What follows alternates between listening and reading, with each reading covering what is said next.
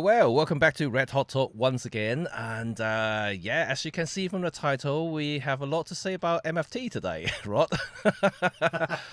It's Yeah, funny because, yeah, I'm counting on you, Jimmy, to fill me in with some of the gossip. I know some of it, but not yeah. all Well, of I it. mean, I think that even the gossip that we are thinking is gossips are actually becoming real. And remembered only a few weeks ago, right? You know, we talked a little bit about the return of MFT. And Yeah, and between that time until now, we saw two announcements. Well, yeah, one proper announcement and one leaked information.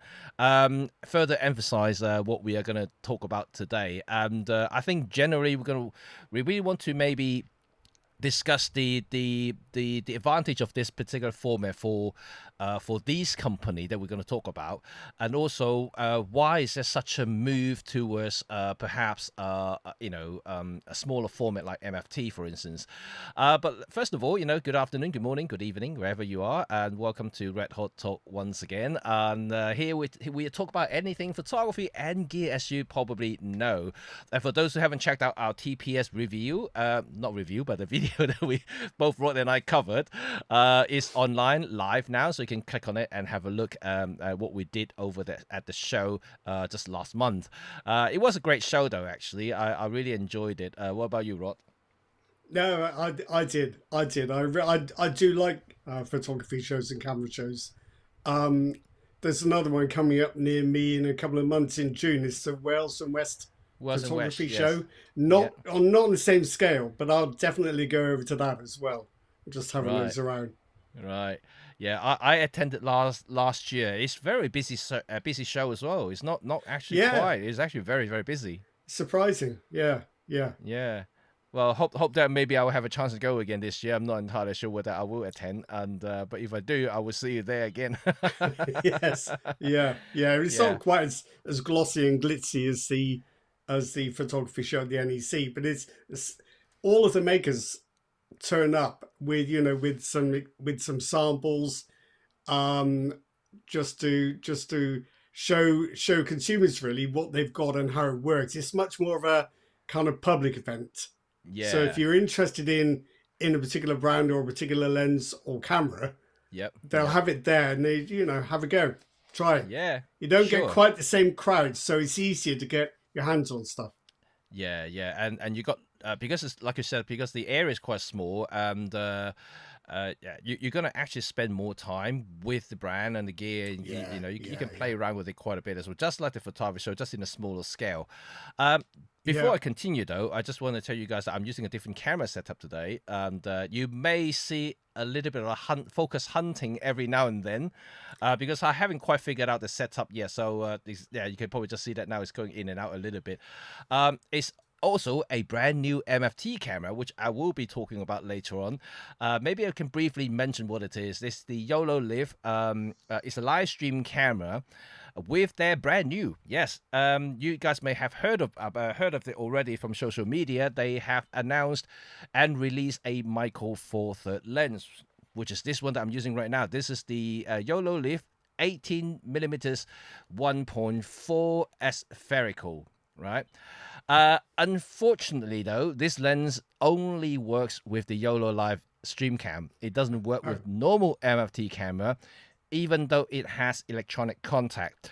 I'm going to tell you right now why that is, because YoloLiv camera is using a different focusing system. Unlike traditional mirrorless cameras using either contrast detect or hybrid AF or phase detect, this guy uses LiDAR sensor, and the sensor is on the outside of the camera, so it's not internal. So it's a little bit weird there, and supposedly be more accurate in a low dimmer situation. This is why a lot of streamers, especially gamers, they usually like to sit in front of their dark room, so they need a much better solution for AF. However, maybe my setup is too bright at the moment, doesn't quite work.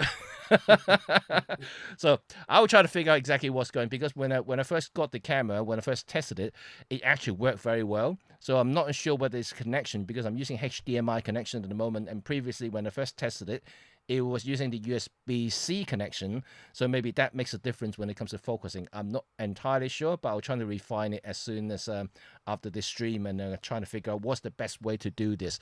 But overall, I think the lens looks great. Wouldn't you guys think? This is a very sharp Yeah, 18 not millimeter bad. lens. I think it's really good. And I did say to YoloLiv, and if you can make this lens via a firmware update to make it compatible with other Micro Four Thirds cameras, and this could be another option that people can buy. Well, is YoloLiv part of the Micro Four Thirds Alliance? I would believe How so. I would they believe so. must be But able they to have use the the mount. yeah, yeah. I wonder if they have access to all the electronics. But I suppose there's uh, no reason they wouldn't imagine anyone would want to use that lens in any other context, would they? Really?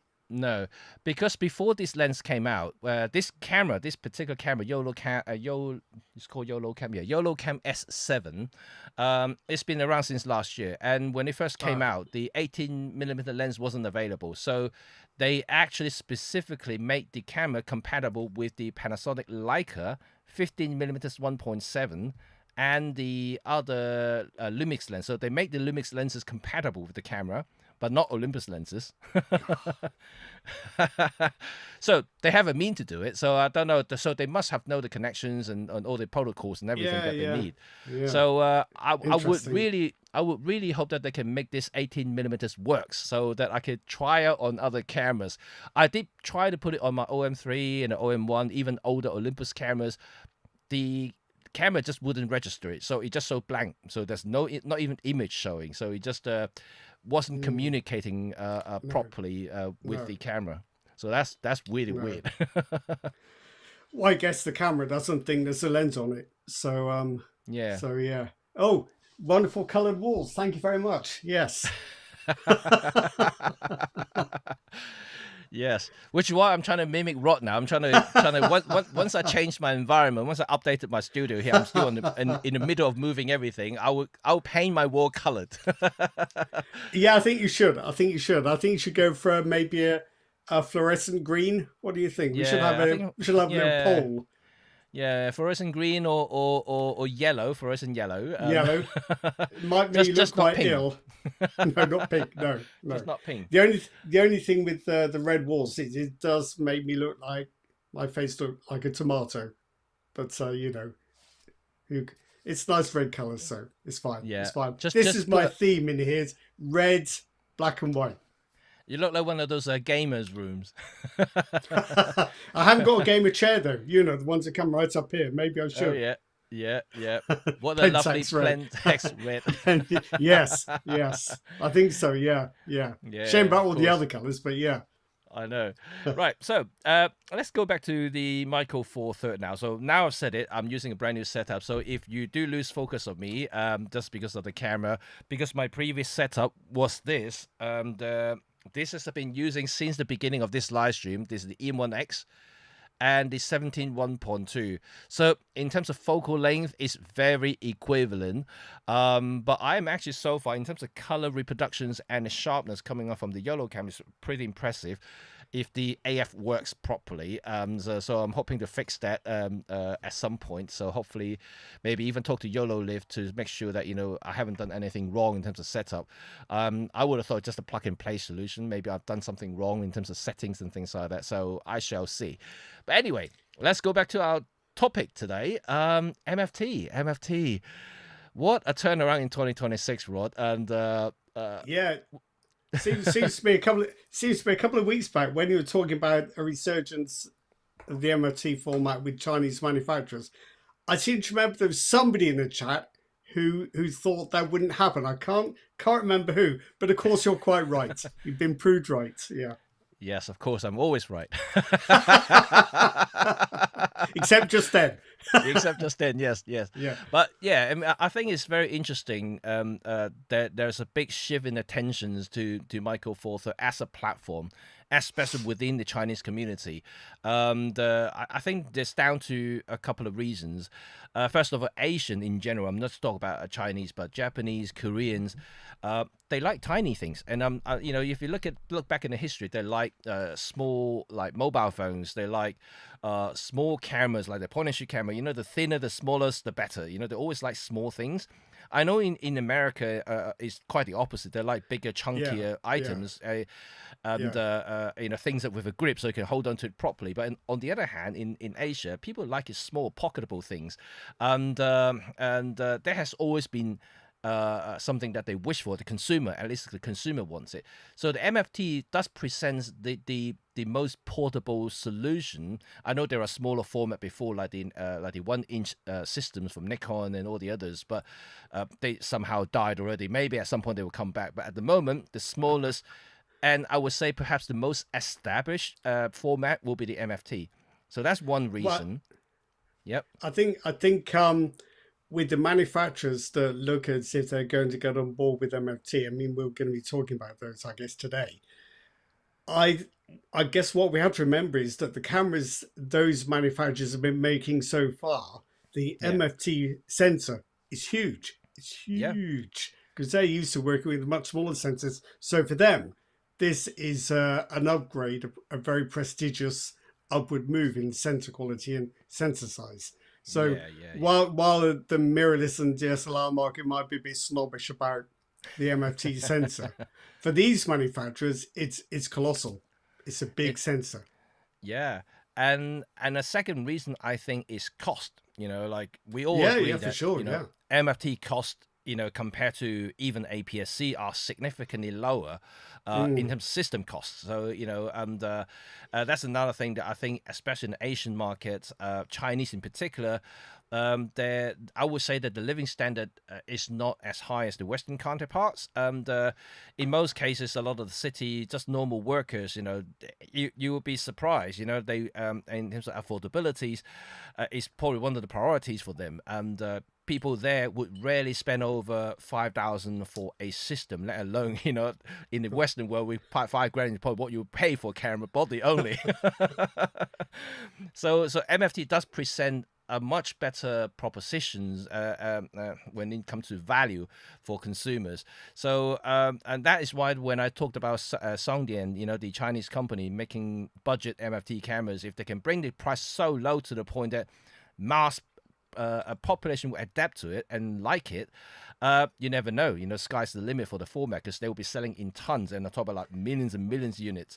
Now you can see that all the others seems to be agreeing to it, and like the recent announcement from GoPro, right? Rod, you talked about a Yeah, GoPro. yeah. I was Yeah. having a look at that. Yeah.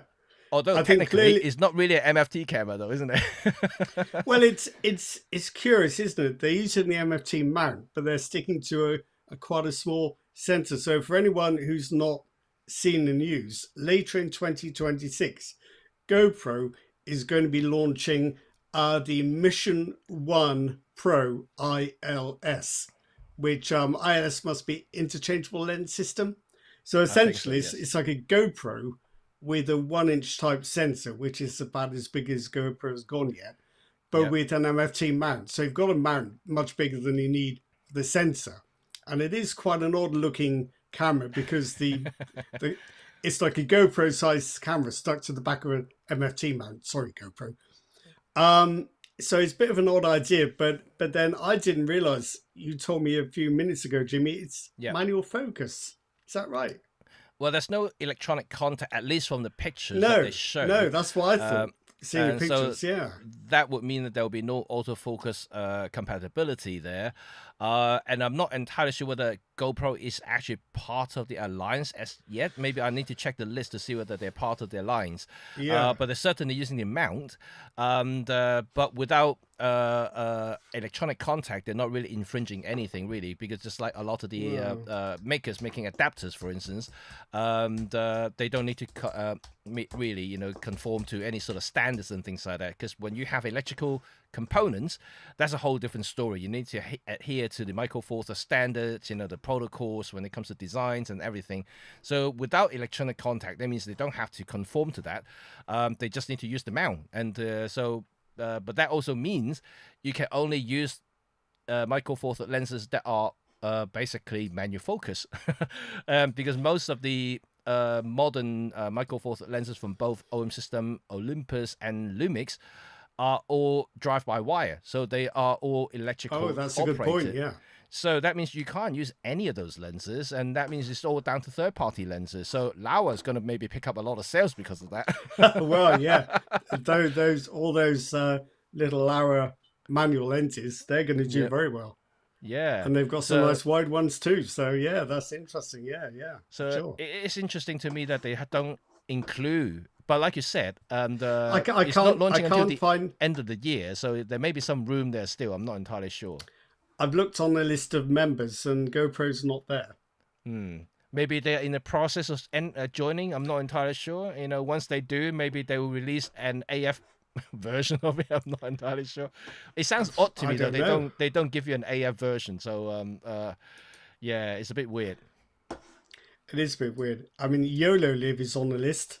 Good. Yeah. Um, There you who's go. So Jimmy? it's official. Who's Photogram? Do we know Photogram? Photogram. No, I'm not no. entirely sure. It could be a parenting company for another brand, so I'm not Yeah, sure. maybe Yeah. so. Maybe so. So Black Magic Design, as Yep. we'd expect. Yep. And Laura. Yep. DZO Film. I know them from somewhere. Oh, these are old Yeah. film. Yes. Yeah. I deal with them before. I'm not entirely. I can't quite remember now.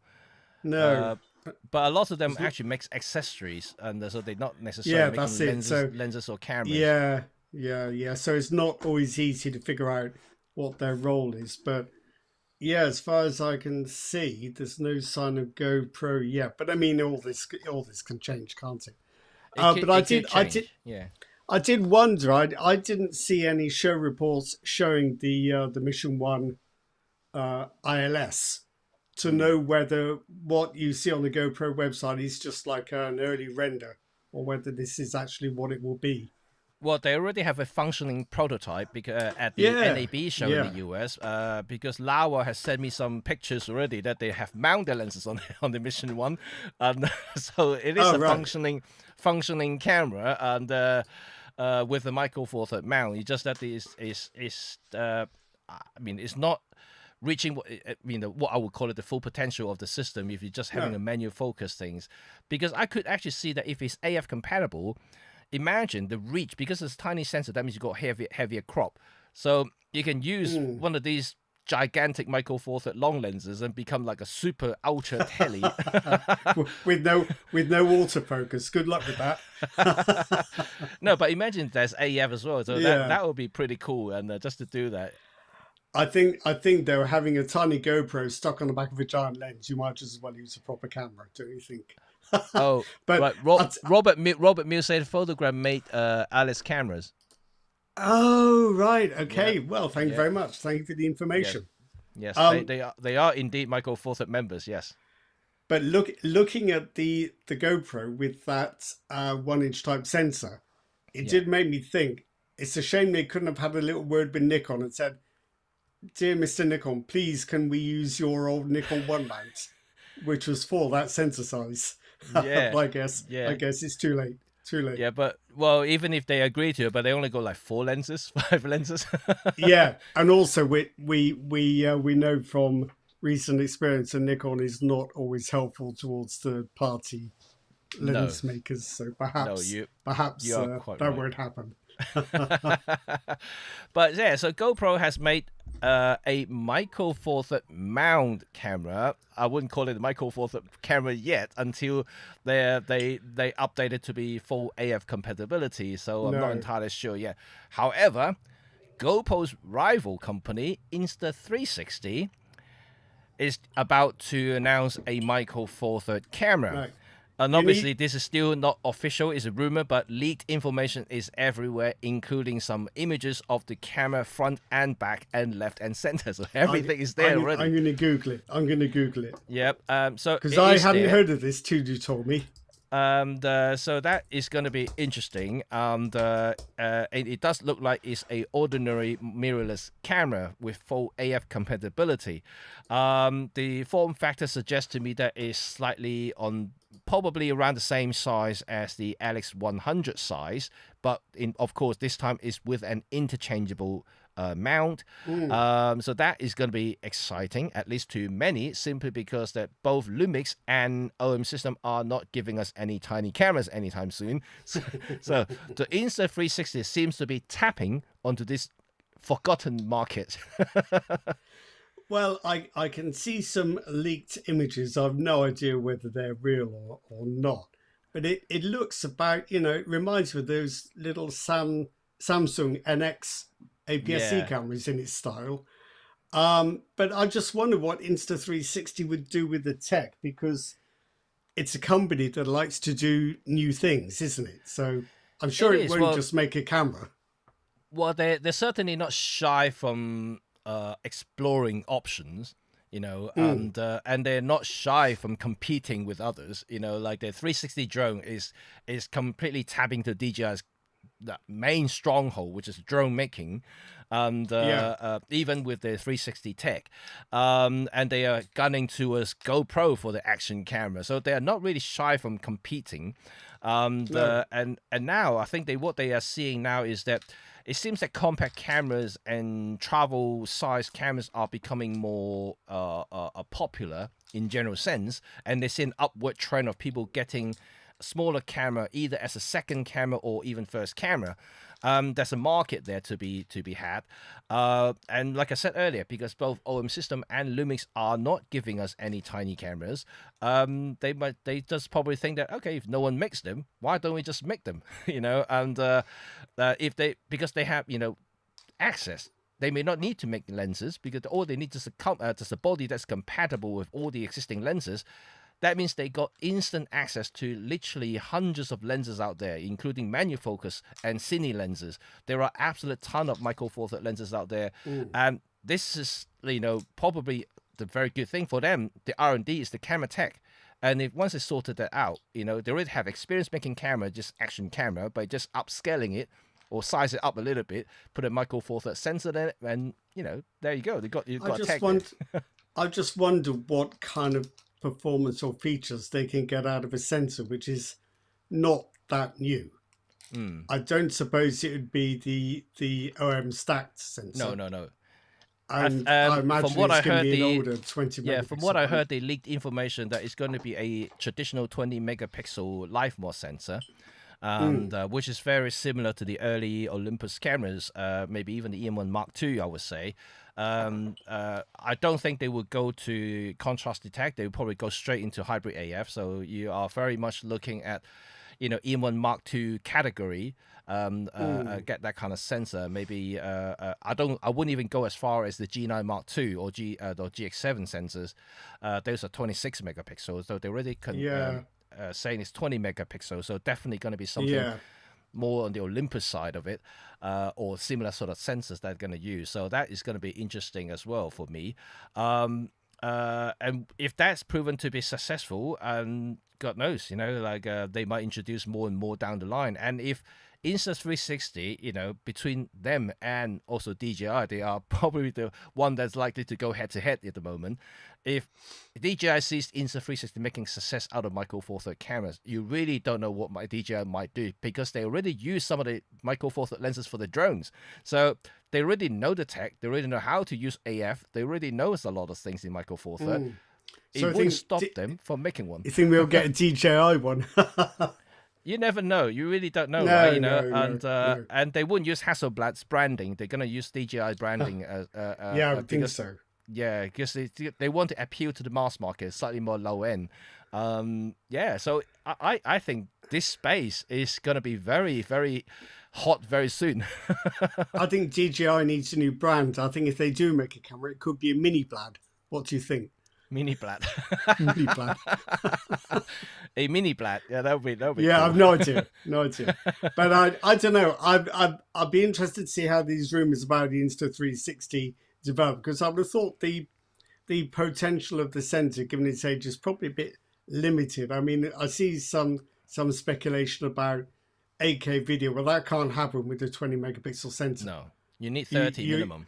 Yeah, I think you need 40. yeah, I think, yeah. So that's not going to happen. But 4K 120, who knows? But can the sensor do that without yeah. even if it did, would it be with huge amounts of shutter distortion and rolling shutter? I don't know, but you never know with Insta360. They pull stuff out of the bag you never expected.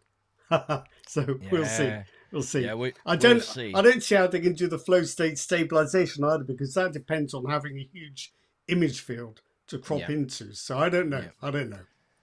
Well, Interesting, though, yeah. isn't it? It. I don't think they're gonna use ibis. That's patent, and I mean Is unless it?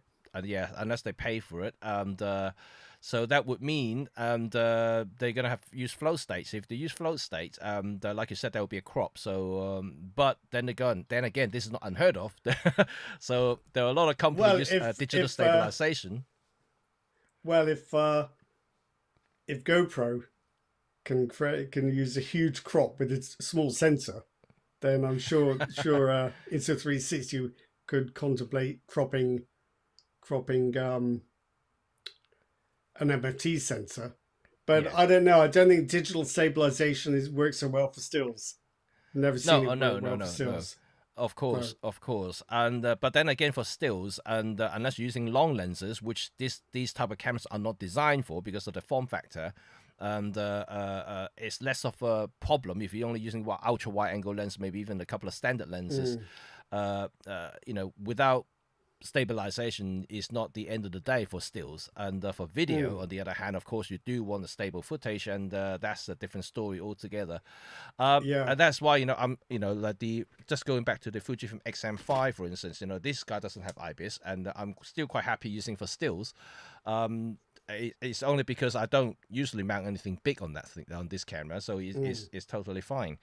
So I could imagine the Insta360 versions could potentially be very similar, I would say, in terms of size and form factor, to very close to the XM5. So it will be quite small, and lenses will be obviously depending on your choice. If you go for the 1.8 and 1.7 primes from Lumix and OM system, and you're going to have a very, very compact system out there. Yeah, I think I was just reading some of the comments in the chat. So who is it saying? Right, Robert Mills is saying he doesn't think GoPro Mission 1 Pro wireless is going to do much for the mount. No, I don't think will necessarily, but I think possibly you might buy one and think, to hell with this, I'm going to buy an MFT camera. Yeah, It might yeah, go that way around.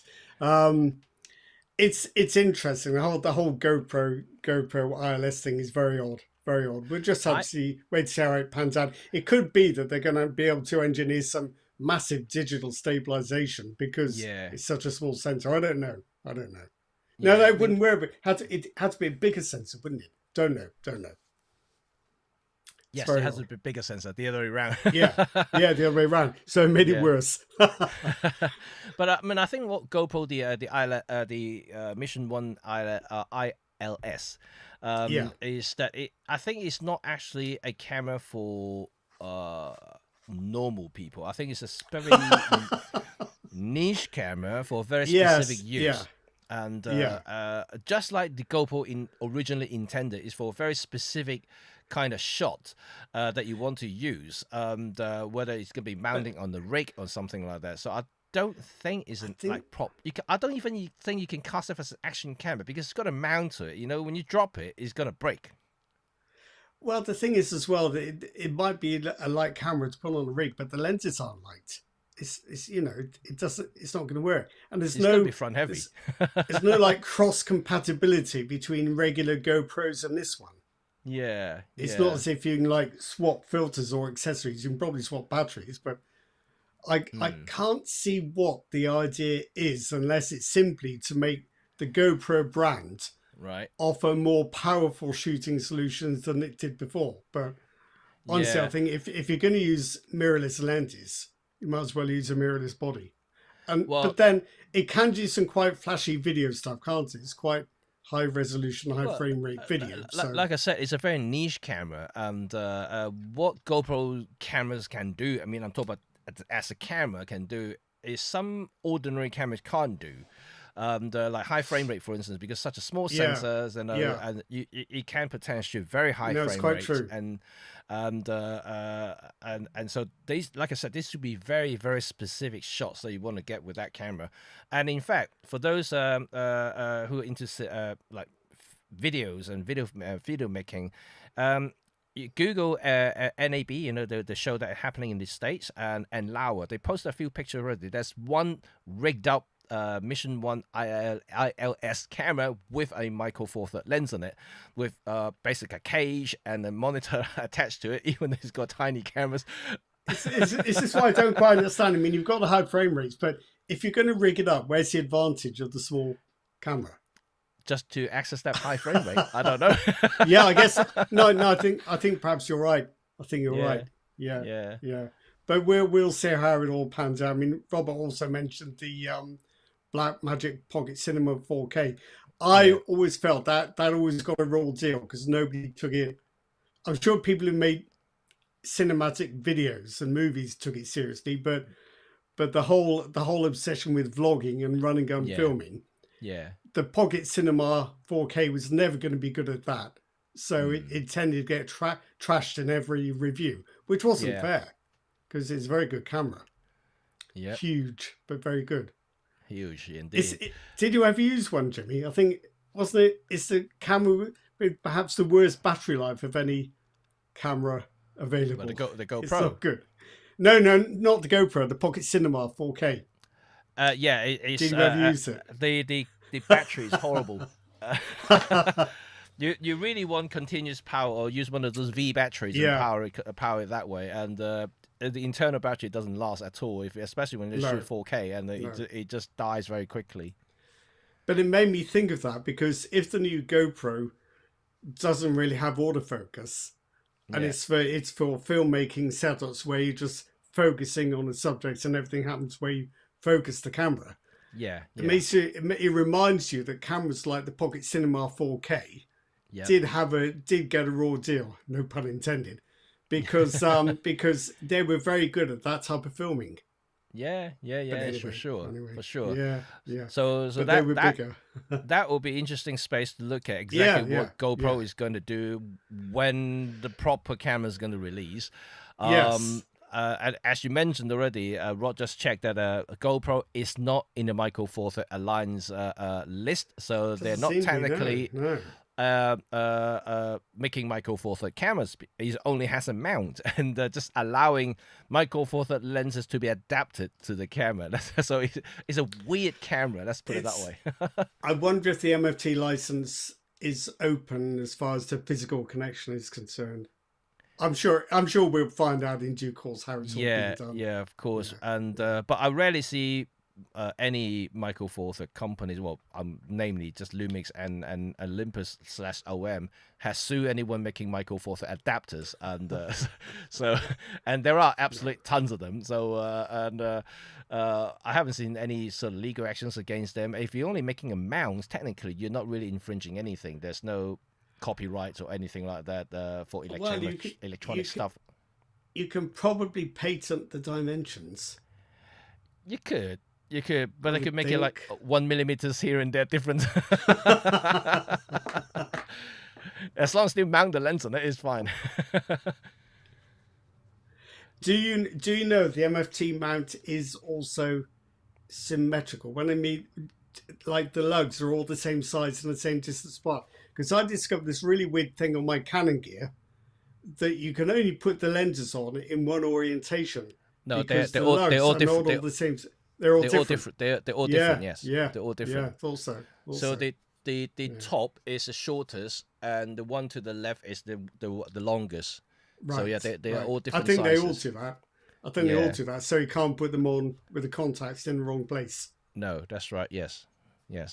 So that's GoPro for you, and Insta certainly interesting. Although it's a leaked information yet, there's no confirmation, so we don't know exactly what's going to happen there. But based on the images that I've seen, it's a fully functioning MFT camera, and so that's definitely something to look forward to see if that comes about. But more interestingly, I will be curious about the price that Insta360 is going to set the camera to. If this becoming real, what sort of pricing would be acceptable within the community, because we know that things has gone up, that's for sure.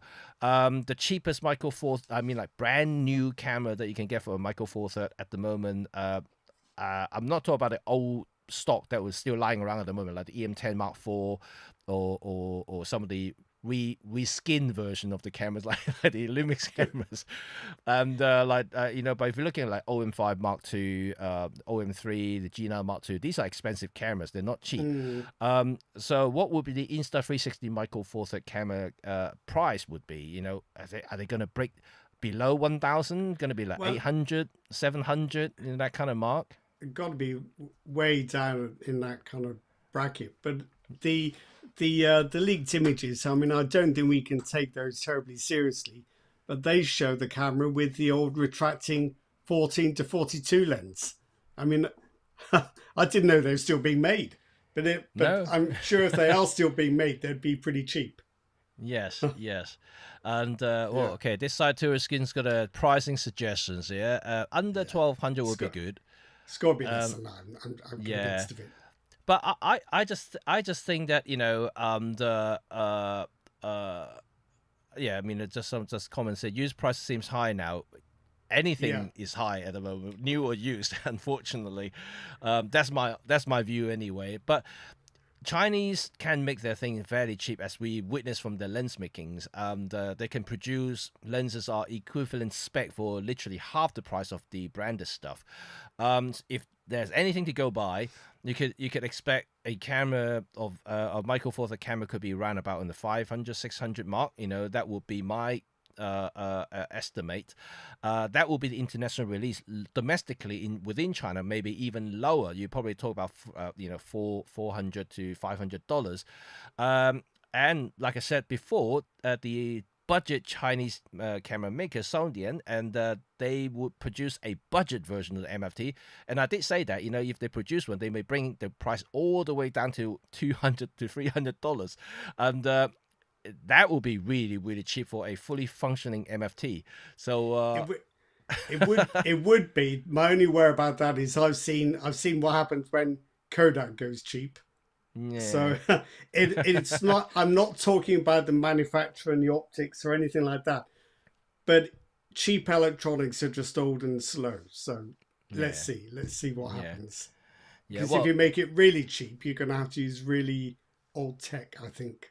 Of course. Well, just for reference, the one that I'm using now, these YoloLiv MFT cameras, at this moment, I think the price is $599 or $699.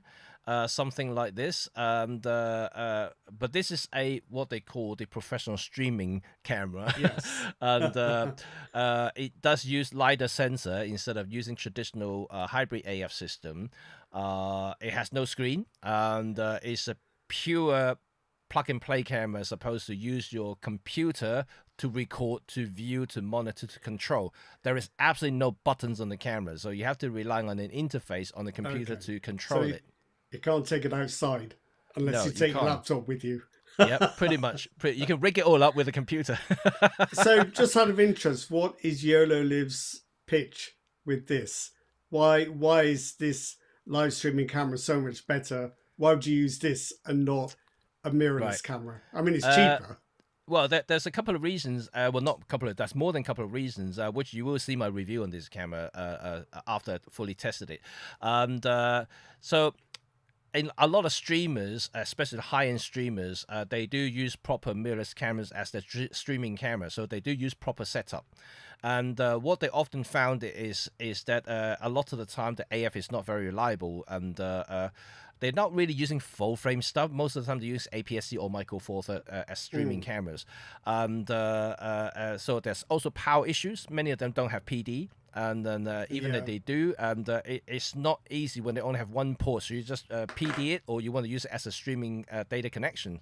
Some of them use HDMI, which can alleviate a problem. But if you want to streamline just having one cable, that's always going to be a problem. So you can't have streaming and power over USB, the same USB? Only if the camera is capable of doing that. Right. A lot of the time you'll find that you can only switch to one or the other, not really doing both at the same time. I think as well, if you want that, you have to buy quite a recent camera, which pushes up the price rather. Yes, and also because this is a streaming cam, YoloLiv streaming cam, and it's designed to stream 24/7. You know, gamers, they can be online for hours, and many of the the like normal even 2026 models will overheat which we stream at 4K, Right. you know, and they Right. stream Yeah. Yeah. For sure. continuously Yeah. for about 3 hours. Yeah. I bet most of them will overheat and shut down, and Yeah. this guy Yeah. doesn't do that according to That's a good YoloCam. point. So this thing can go on forever as long as you've got power, it's got connection. It should theoretically run continuously for as long as you want. So the design is very different, and it's got a full metal body to dissipate heat. There's no active cooling. There's no fan, so it's keeping quiet. And so the whole setup is really gunning for these like extremely long streaming session. And I think one of the reasons that why they moved the using a LiDAR sensor instead of using traditional hybrid AF is also because of the heat buildup. And then if you put the system inside the chipset within the mount, heat can build up as well. So it may prove, I don't know, you know, it could be also becoming unreliable. Having the LiDAR sensor on the external side of it and outside the body makes it supposedly more reliable as well. And LiDAR being means that you can shoot even pitch black. You know, that LiDAR should continue to work. So if what you're saying then, Jim, is that your plan is to have our live streams go on for about 8 or 12 hours into the night, you might have to do that on your own. Sorry. If I got a big enough bladder, I might do that.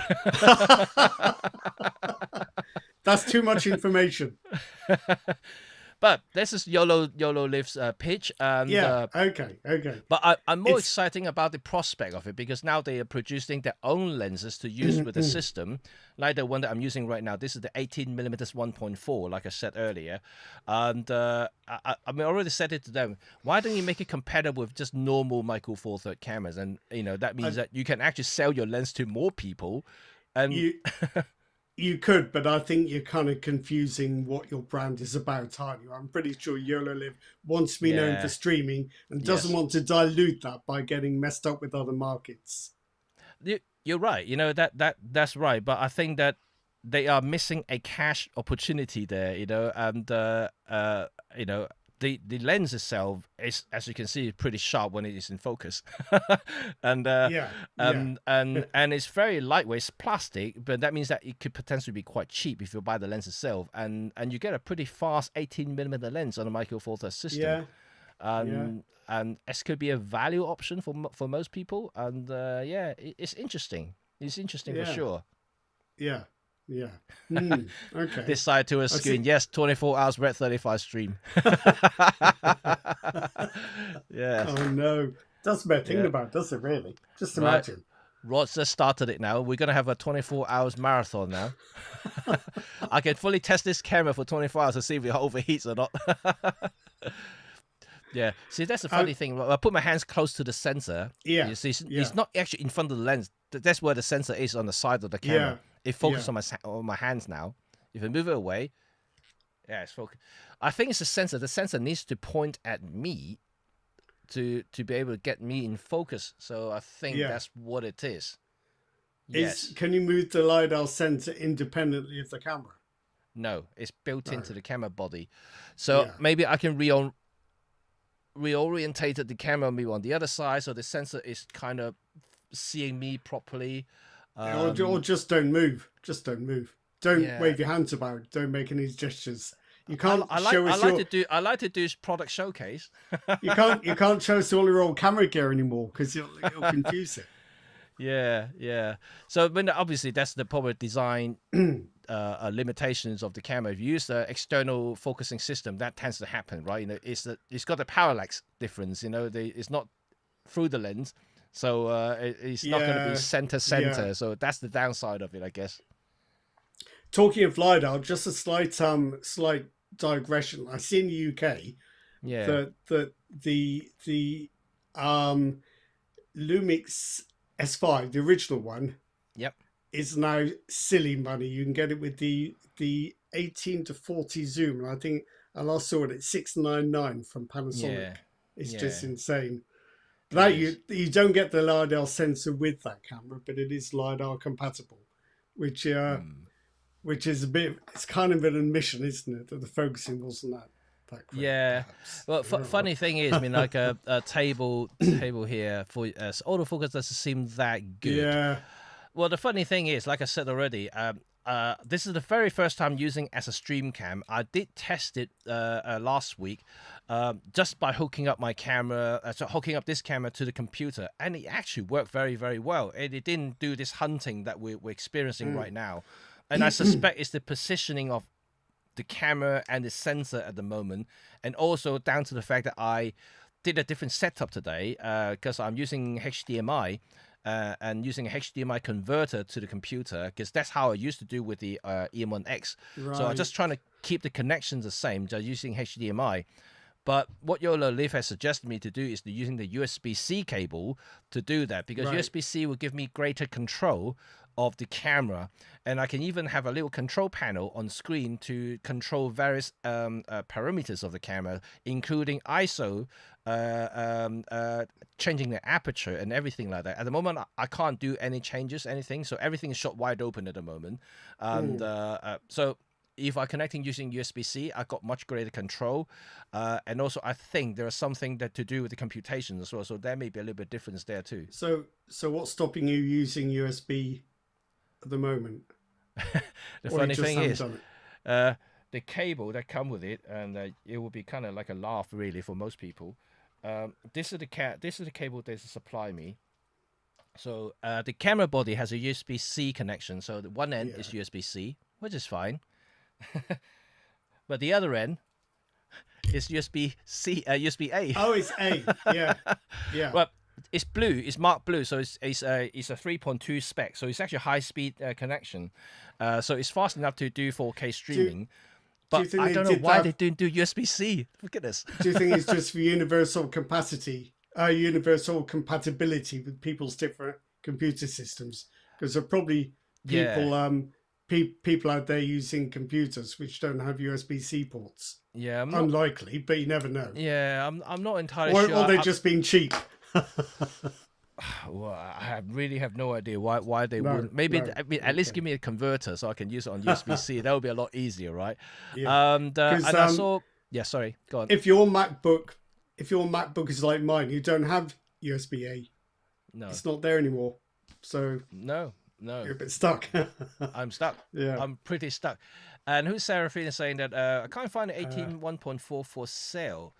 I'm not whether they are actually for sale separately, but like I said earlier, if you missed our earlier conversation, this lens is not compatible with any existing Micro Four Thirds cameras. Believe me or not, they are made specifically for the live stream camera, which is using LiDAR sensor for focusing. I tried to use this lens on any of my MFT cameras. None of them worked, and they just give me blank screen. So it's not even opening the aperture or even communicating anything. So that's the weird thing.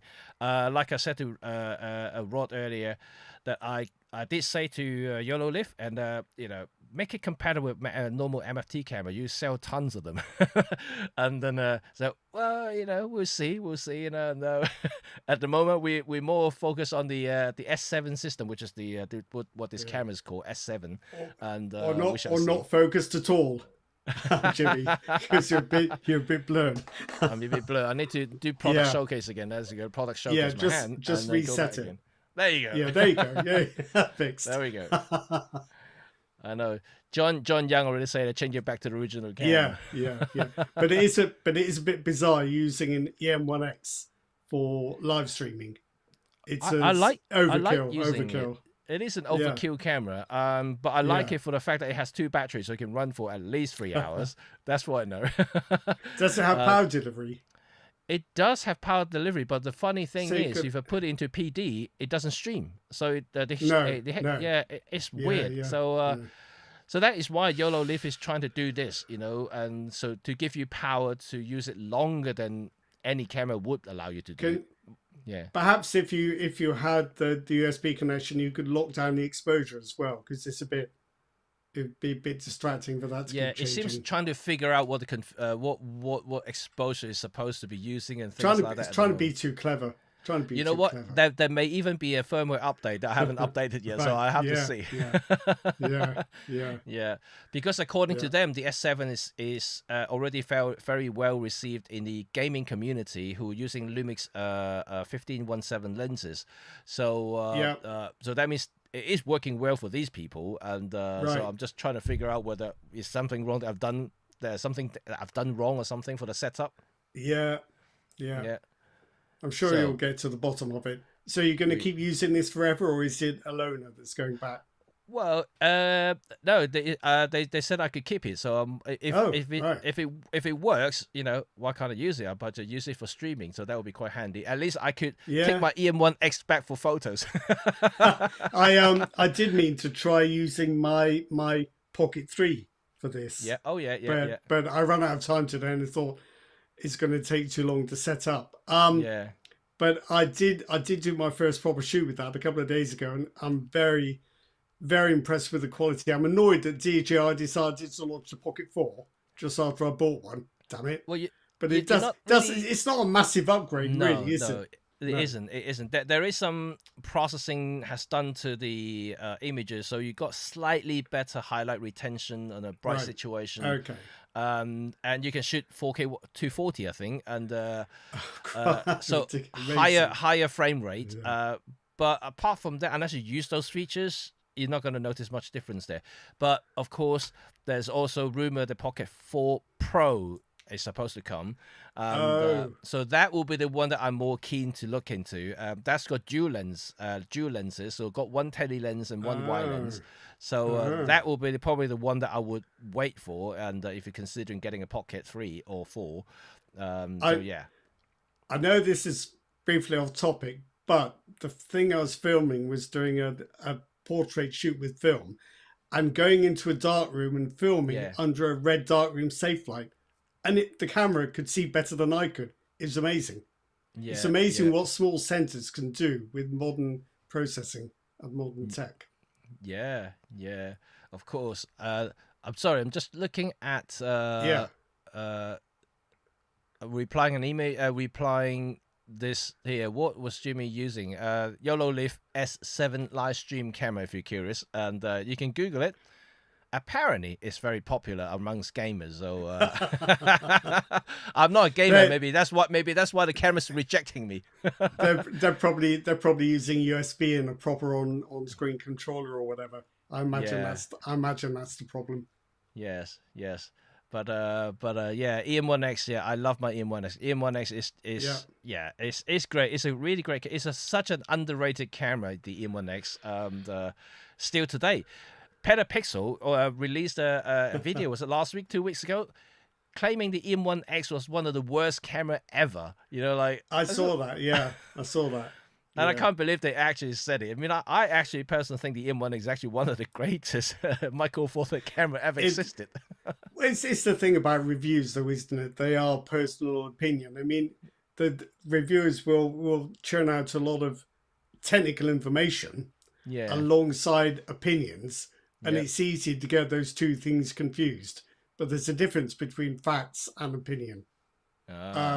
And I think whenever people talk about the worst cameras, the best cameras, bad design, good design, bad ergonomics, good ergonomics, it is all opinion. It's like back in Yes. the day Yes. when people were complaining about Sony menus being awful and how much better the new ones were. Yeah. Well, I got used to the old ones. I didn't like the new ones. You just adapt, don't you? So it's all You do. opinion. You It's do, all and opinion. it's very Yeah. subjective, just like color science. Like there's no right Yeah, or wrong yeah, answers there. I yeah. mean, so it's always say, like, don't listen to just one reviewers. You should really watch a more, if you're interested in reviews, and then you should just read more and watch more to see, from different perspective. Don't always just to trust one. That No, knowingly is no. gonna rave a certain platform and certain a brand, for instance, because they're gonna say good things about those brands Yeah. and platform, and find something that is a bit more neutral, and there are quite a few out there if you're interested. Yeah, it's always hard to be. Especially in social media space these days, hard to be Yeah. unbiased. Let's put it that way, because they And know how the algorithm works. They know how everything would do. I think the thing is as well, to succeed on social, you have to get audience, you have to get viewing figures. And very Yeah, often you can only get that by saying spectacular or outrageous things. yeah, So, you probably say on the social channel stuff you wouldn't say in normal Yeah, conversation. yeah, But you're yeah. just doing it for the views. So, you know. Absolutely. Yeah. So I'm keep Yeah. trying to move my head so then the sensor can see me at the moment. You That's a, know, this isn't a very good debut for your YoloLiv. I think you're right. gonna have to work on this on the tech just to I will convince stop. us that I it's will good. stop advertising it now. Yeah. Yeah, yeah. And just go back to another comment here. Do you think the leaked Insta360 cam would offer a 10-bit and autofocus? I'm not sure about the I bit rate, but autofocus, yes, that's for sure. I would be very surprised if it didn't have if it didn't have video specs that push the sensor right to its limits. I Hmm. think we can expect that, but I don't know what that 20 megapixel MFT sensor, the Live MOS one, is capable of. So we Yeah. just don't know really until they make it. Yep. Yep. Similar to GoPro as well, you know. Like we said so many times, it looks like it's manual focus only, but you never know, right? And No, no. yeah, maybe they would produce a proper Micro Four Third camera once they join the alliance properly, and that would be a different story If altogether. they're accepted. But having said that, you know, I don't think Insta360 is also on the list either. No, that's a very good point. Yeah. But then you see, this is how rumors work. Insta360 would not do anything public to indicate its plans. Yep. So you know, Yep. they might have said we're in the alliance, but don't tell anyone.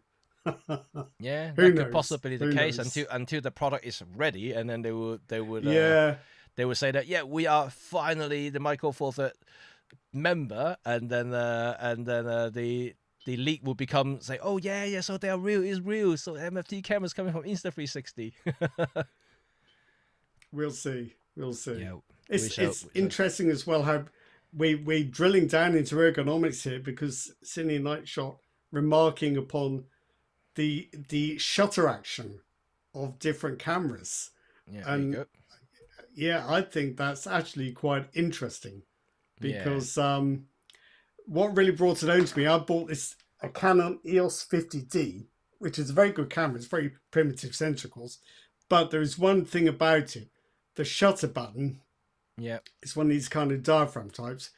It's got quite creaky, and it's not smooth, and creaky. it ruins the whole. Yeah, it's I don't know how to describe it. It's just not smooth action. It's not nice at all, and it ruins the whole camera even more than Okay, that sensor does. But right. then there's other cameras I've used. I bought a soft touch release of my XT5, which Oh made a yeah, huge difference. yeah, Makes a huge difference. But different cameras definitely have a different shutter action, and some of them are quite horrible. And they can introduce camera shake, I think, because you start to get tense. You don't know the exact moment the shutter's going to trip, and no, then you get no. tense, and then you get the shake. Yeah, I mean and again, I think this is also quite subjective. So, you know, different It photographers feel is, yeah, differently, yeah, for sure. and like Rod and I both said it like probably more than a million times already. The best thing to do to do is to go down to the camera store and try the camera out yourself. Yeah, You know, you because have you to. may You have feel to. different to what we say. You know, I would say that, oh, this camera feels good in the hand. You know, but you may be very different to you. If you've got a bigger hand or smaller hand, that could work very, very differently to you. So there's so many times I've seen cameras in pictures and looked at the specs, then gone and tried them at a show and thought, this isn't for me, I don't like it. And there's Yeah. been other cameras where I've looked at the specs and the reviews and everything and thought, yeah, well, maybe. But then I've tried it and thought, this is fantastic. This is a Yeah. nice camera. Even Chuck Arrow say that the Olympus shutter buttons are quite sensitive. You know what? Yeah, when I first tried the EM1 Mark II when it first came out, and I was still a Canon guy, and so I'm used to the Canon shutter button action. I did find that the Olympus camera was very sensitive. It did take me a while. I would say 2 or 3 months to get used to this shutter. But Right. once I got used to it, I actually find it all right. You know, once you adapt to it, and it's totally okay. And on the other hand, when I go back to the Canon camera, and I find it a bit spongy, you know, like it's weird. You know how that Yes. changes the feel. Yes. Yeah. When you're so used to one system and suddenly you move on to another system, yeah, this probably one of the few things that you will first notice is things that you touch the most, whether it's going to be the dial, the mode dial, or the shutter button and things like that, or any of the switches. And the shutter button, of course, is one that you touch the most. You'll be clicking pictures all the time. Yeah. I did find that the EM1 Mark II, when I first held it, it was very, very different to Canon, and I did find it, in your words, quite sensitive, because the depression is very shallow by comparison. Yes. And the half press action is very faint as well. All I would say is if you find any of those Olympus shutter releases sensitive, don't pick up the Fujifilm X-H1, the old one. Because it's really worse. Oh my word, you would not believe it. Yeah, yes. The half pressure is really like 1/1,000,000th pressure, and then 2/1,000,000th pressure. That's when the thing goes off. It's that sounds a bad description, doesn't it? But it's extremely sensitive. Yeah. Extremely sensitive. Well, but you get used to it. You get used to it. Yeah, but which camera is the worst when it comes to shutter feel to you? Shutter button feel. Oh, I don't think it's fair. I think my EOS 50D is the worst. But this is like a 14-year-old camera. It's degraded. I'm sure it wouldn't be like that when it was new. I think my D800 is quite an intimidating shutter release, simply because the mirror and the shutter are quite loud. So you kind of go, oh, it's going to happen any second. You get frightened. just like the Pentax medium format SLR. Oh gosh, I could not even imagine trying to use one of those cameras. You'd be so nervous. It would be like a missile launching. But then the other thing that's also quite strange is if you use something like a Hasselblad X1D or X2D with the in-lens shutter, that is so light, you think, did it do anything? Did it take a picture? Because it's a big sensor and you're expecting a lot of noise, but there's no focal plane shutter. Yeah. So many of you actually commented the G9 and is really soft shuttering action. That's I didn't find that too striking. Yeah. But don't forget, I'd already been so shocked by the Fujifilm X-H1, nothing would shock me again. So I'm probably well, in my experience, the I wouldn't call it the worst shutter, but the most senseless shutter button. I couldn't sense anything. It would be actually, I talked about it. I actually may not have talked about it, but Rob, remember I got a Pixie camera for testing. Yes, yeah. That's got a very weird shutter, and yes, because it's electronic. The range of depressions and it's very, very small, and that means that I don't even know half the time whether I actually took the shot or not. And because it's using electronic shutter only, there's not even a physical shutter. No. That means it only makes a noise. So if you can't hear the noise, you really don't know where to take the shot. So that is the thing.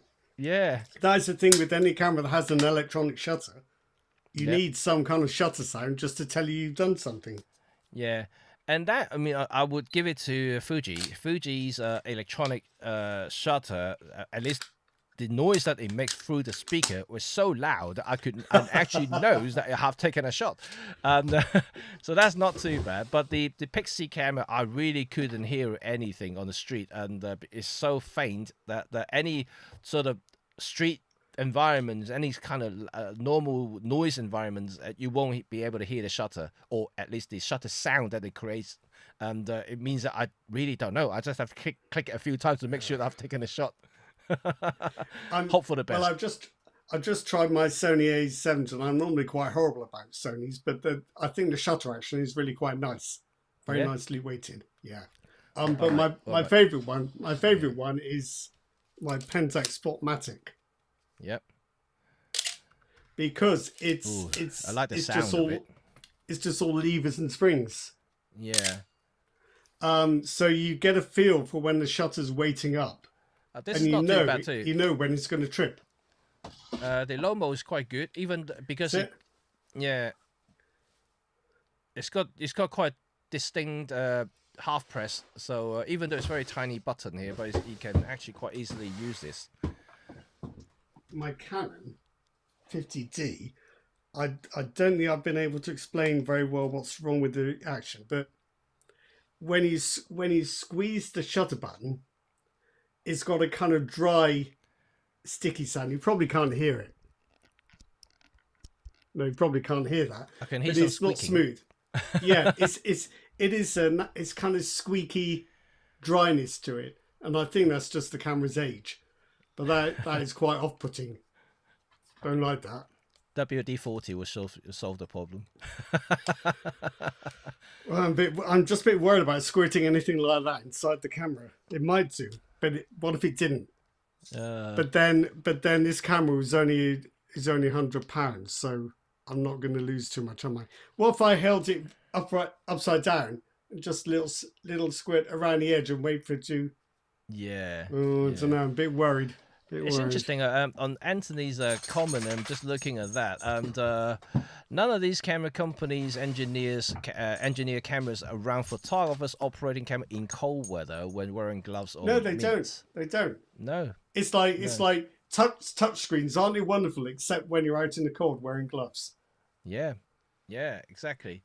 Like, but then again, the only kind of shutter button that I think that will work well with gloves is those old school SLR when they have cable release or proper big button that protrudes out of the body. Then you can feel it. Well, big lever, like those 2-prong levers of power stations. Yeah. Because but no, like, yeah, it is the thing that constantly annoys me. Not just about cameras, but about all sorts of devices, whether it's tripods or whether it's switches on lenses or whatever. Yeah, they're fine in a nice warm room when you're having a nice cup of tea and got plenty of time. But then when you're outdoors halfway up a mountain and you can't feel your fingers, they're no good. No, you need blunt physical controls. I do use camera in the winter a lot, so that I shoot outside. So I often wear gloves, and so I do agree, most of the time, and I find it quite tricky to operate. But you kind of adapt to it too. I mean, unless you're using a very big gloves and very thick gloves, most of the time my photo gloves actually fine. I do feel the button. It's just not as good as obviously with my bare hand. But you get used to it. But then with touchscreens, I know you can buy photographer's gloves. Yes. Which do work with touchscreens. It's a ridiculous thing to me. But even there, unless they fit really tight around your finger, they're too vague. So glove material not moves. Yeah. No. And you're often dealing with tiny icons on the back of your camera. Yeah. So, yeah. Definitely agree there. This is a 2026 problem that we have here, and yes, it is. It is. Yeah, but I agree. I mean, I just think that there will be no solution for that, and unfortunately, I don't think that the camera maker is going to make anything unless you can use remote Bluetooth triggers, and you can buy one of those. Yeah, or just if only shutter releases still had threaded holes for cable releases. That doesn't do well with weather sealing, so they don't do that. There's a reason for it. Oh, very well. But I'm not.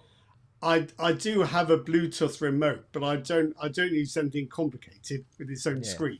I just use it to fire the shutter. That's as far as I'll go. It's a little small rig one. Yep.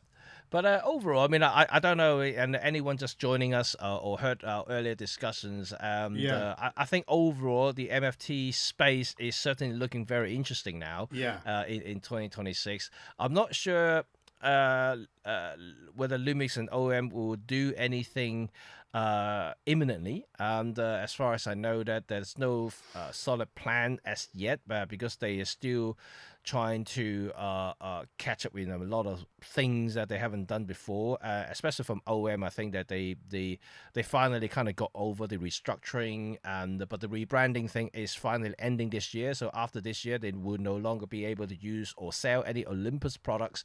That's why you may see some heavy discount on any unsold Olympus branded product very soon, and so if you want to pick up anything, that this may be the time to do so. Keep your eyes open. Yeah, keep your eyes open. So after this year, next year, OM system will be completely under the new brand, and so anything that you may have seen with Olympus branding on it will be old stock selling through retailer. We won't be selling from directly from them. Yeah, you'll have to send it back, and then put new labels on. You won't be allowed to use it. So that's from OM side. And Lumix, Yeah. there are some rumors that they're saying that they may release an update for LX100. So I'm not entirely sure Really? whether that is going to be true or not. And okay. because they may be finally realizing, oh yeah, we have let that market alone. You know, like, seems like Leica is doing so well selling them. Why can't we capture some of the market back?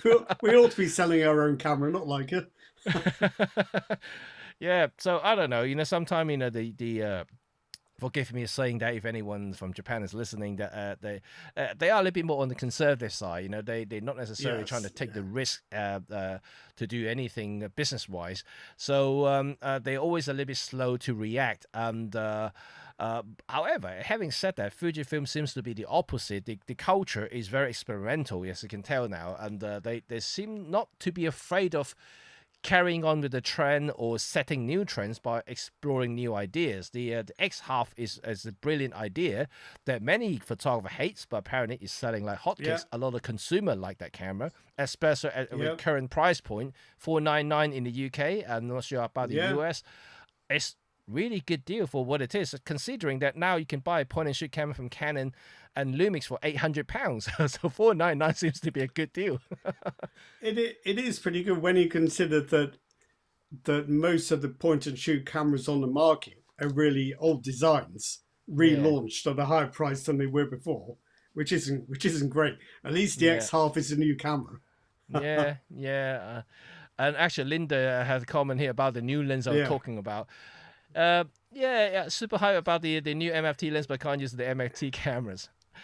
Yes, exactly what I said about this. And the image quality seems good. I mean, to be quite honest. And when I was testing it, just pointing to random things, and when it focused, of course, and it seems to be really, really punchy, really sharp, and the lack of distortion as well, which is actually pretty cool. But there is a little bit of it, not too much. But with the app, once you connect in through USB, you can actually enable distortion control. So you can actually one click, and then it will do some kind of internal adjustments for that. A bit like camera profile, it does that as well. But that you have to enable it when you connect the camera through the USB. But yeah, I'm a little bit disappointed that the lens isn't compatible with normal MFT cameras, to be honest. Like I said, I don't know. I think YoloLiv just want to stay in their own niche. They don't get caught up in this whole thing. Yeah, I think so. But at the same time, like I said already, that's another revenue for them that they're missing. And they find they have the live stream camera. But wouldn't that be great if they can sell lenses to normal people as well, for normal photographers? You're saying live streamers aren't normal? They're different beasts over. They don't sleep. They're different beasts. Well, that's the reason why they can stream 24 hours with this camera. Yeah, I guess so. Yeah. I need my sleep and I need my rest, and the apparent streamers don't do that, and so. Yeah, so I really hope that maybe one day they will make it compatible by firmware update. And it certainly has electrical contact, so I don't see the reason why it cannot be made compatible with normal MFT cameras. And hopefully they will do at some point once they realize that I can actually sell probably hundreds, maybe thousands of these. Why can't I do that? Do you not think we've got enough MFT lenses? There's never enough. Look at the full frame market. Really? Everyone keeps saying that I need a new lens. But we're seeing a lot of new lenses, pretty much the same as the lenses we've already got, aren't we? Really? Well, if I say it, that might make sense now. Look at both Lumix and also Olympus, especially not Olympus, OM. If you look at OM is really concentrating on the tele end of the lenses. At the moment, they haven't really got anything that's true, wider, and this 1814 is brilliant. It's a new wide angle lens with a very fast aperture. Yeah, but you've already got things like the 17 f1.8, which isn't Which, Yeah, and yeah, that's true. you've That is got true. you've got the 17 1.2, and you've got the 12 f2, which actually could do with an update.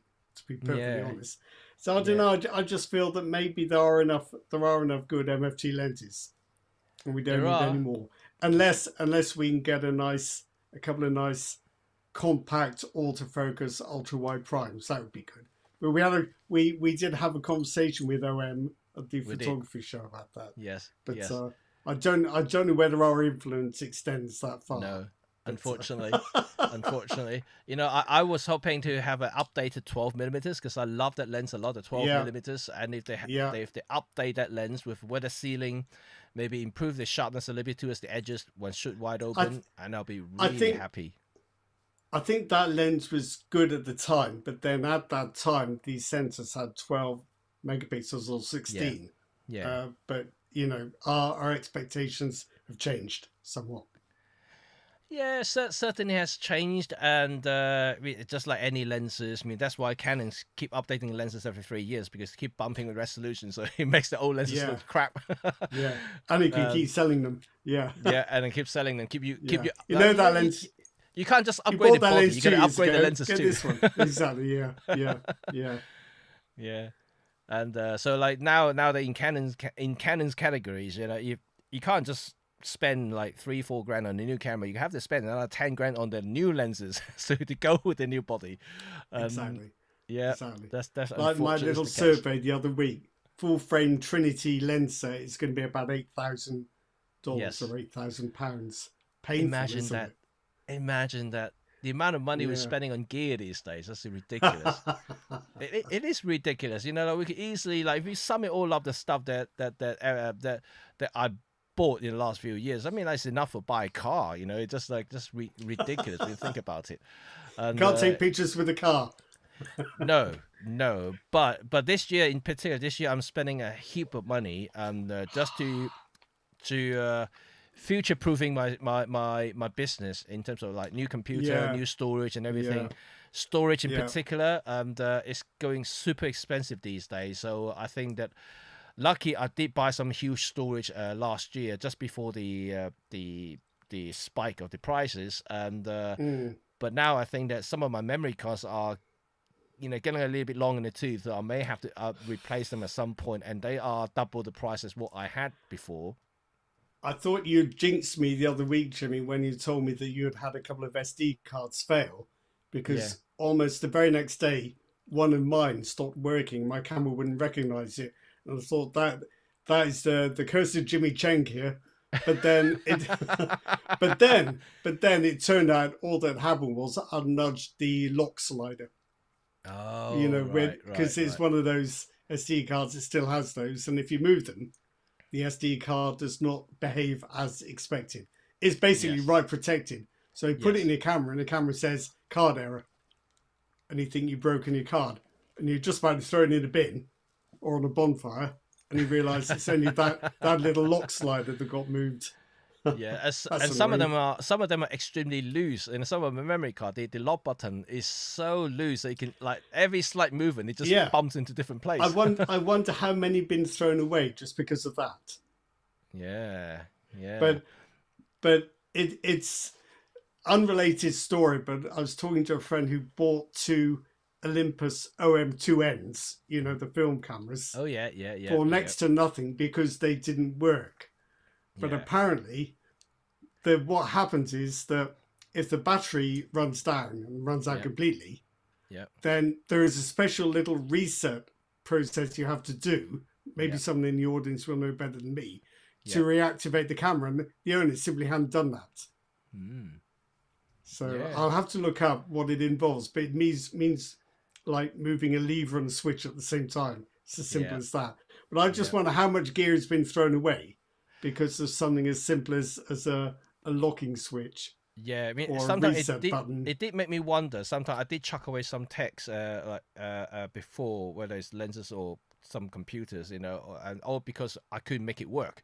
Maybe it's only a Yeah, very small thing, that can be yeah, repaired yeah, very easily, yeah. and I just chucked them away. So yeah, you're The right. You're right. the only thing you do have to chuck away is in the past, back when I was using Windows more than Mac. I'm not sure there's any connection at all. But if your hard drive starts failing to copy or failing to read a file, you've got minutes before it's dead. Don't bother trying to reformat it or recover it. It's on the way out. So I've had a few go like that. And the signs are there. The minute something won't copy or you get an unexpected read error, that's bad. That's bad. You've not got long. And also, if you're starting to hear anything, any noise other than the fan noise, that means the hard disk is going to. The only exception I can quote there is I've got a Western Digital 16 terabyte Elements drive for backups. Yeah. And honestly, that sounds like a tractor. I don't know why. It's awful. It makes a hell of a racket. Yeah. But mostly if your hard drive makes some funny noises, be worried. But it's the read and write errors. They're the sign. Make sure you start copying stuff out straight away. If you or just always have backups. Always have backups. Yeah, that's for sure. Sorry, I've taken the conversation off in another direction again, haven't I? No. It's all part of photography. For those who actually, this is something that I always, maybe we spend some time talking about it in the next chat or something. Because we always talk about camera lenses and camera itself. We rarely talk about things that supports the photography, like the back end stuff. Whereas why is it so important to have a color accurate monitor? Why do you need to calibrate your screen? Why do you need to have a profile for your printer? These things we rarely talk about, and which are also essential, especially for those who print, for those who may have to deliver photography work for commercial reasons for your clients and things like that. And, nothing is more important than my calibrated screen, because that's how important it is. You can capture with a very fancy 20 grand camera, but if you've got a really rubbish screen and to edit on, your file means nothing. If the color is off, and it's off. Well, my screen preferences are different technically to yours. I can't work with the screen that isn't 4K because it seems to me as soon as you can see the pixels, you're not getting a proper sense of how sharp your image is. But if you've got a 4K screen, you can judge sharpness without zooming in, and you probably should, so you avoid pixel peeping. Yeah. But I've got friends who use full HD screens, and I don't know how they do it. I can't. Yeah. That calls pixel pitch I can't get on with. It is hard, so I think this is worth discussing at some point. I don't know how everybody's feel about it, because these are also as important things as well, because it's all part of the digital workflow that we have now, from taking to finishing the photos and to display it either digitally or through physical prints. These are the process that we have to go through every single day.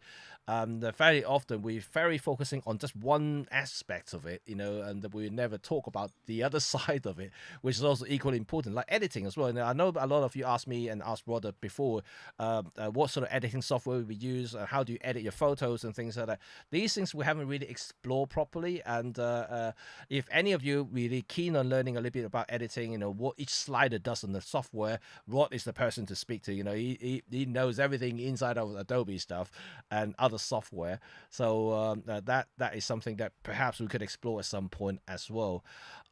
Equally, any recommendation to you about softwares? Rod and I both review software as well. We do test a lot of softwares. We do trying to compare them each other. So we have some knowledge in terms of that. So if you want to, have a feel of it, ask us some questions, we're very welcome to do that as well. I think what tends to happen in my experience with the kind of broader feedback you get from audiences that on the websites I write for and in general is that people spend a lot of money on their camera gear, but as soon as it comes to the editing workflow, they suddenly get cheap. And they've got bad monitors, they use cheap software, they're always looking for a deal or a bargain. All the money, they'll spend good money on gear, but then they don't want to spend it on what comes after. Yeah. Which always seems to me a bit.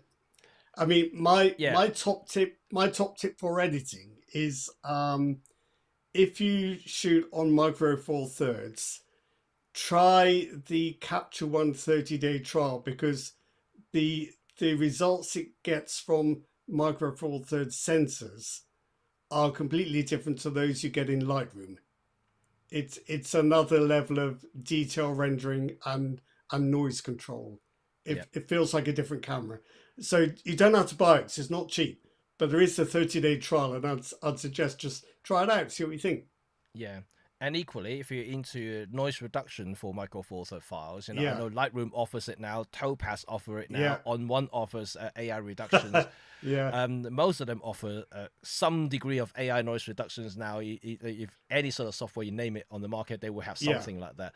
But I think also worth trying, if those haven't already tried it, is DxO. I think DxO yeah. is definitely on another league altogether, and I think so. providing that they have the profile that you need for their lenses as well. If you're using like Panasonic Lumix lenses and Olympus lenses, into some It'll have degree, those. Yeah, some third-party lenses that has electrical contacts, they will have a profile on it, and that means you will yeah. get the most out of the system.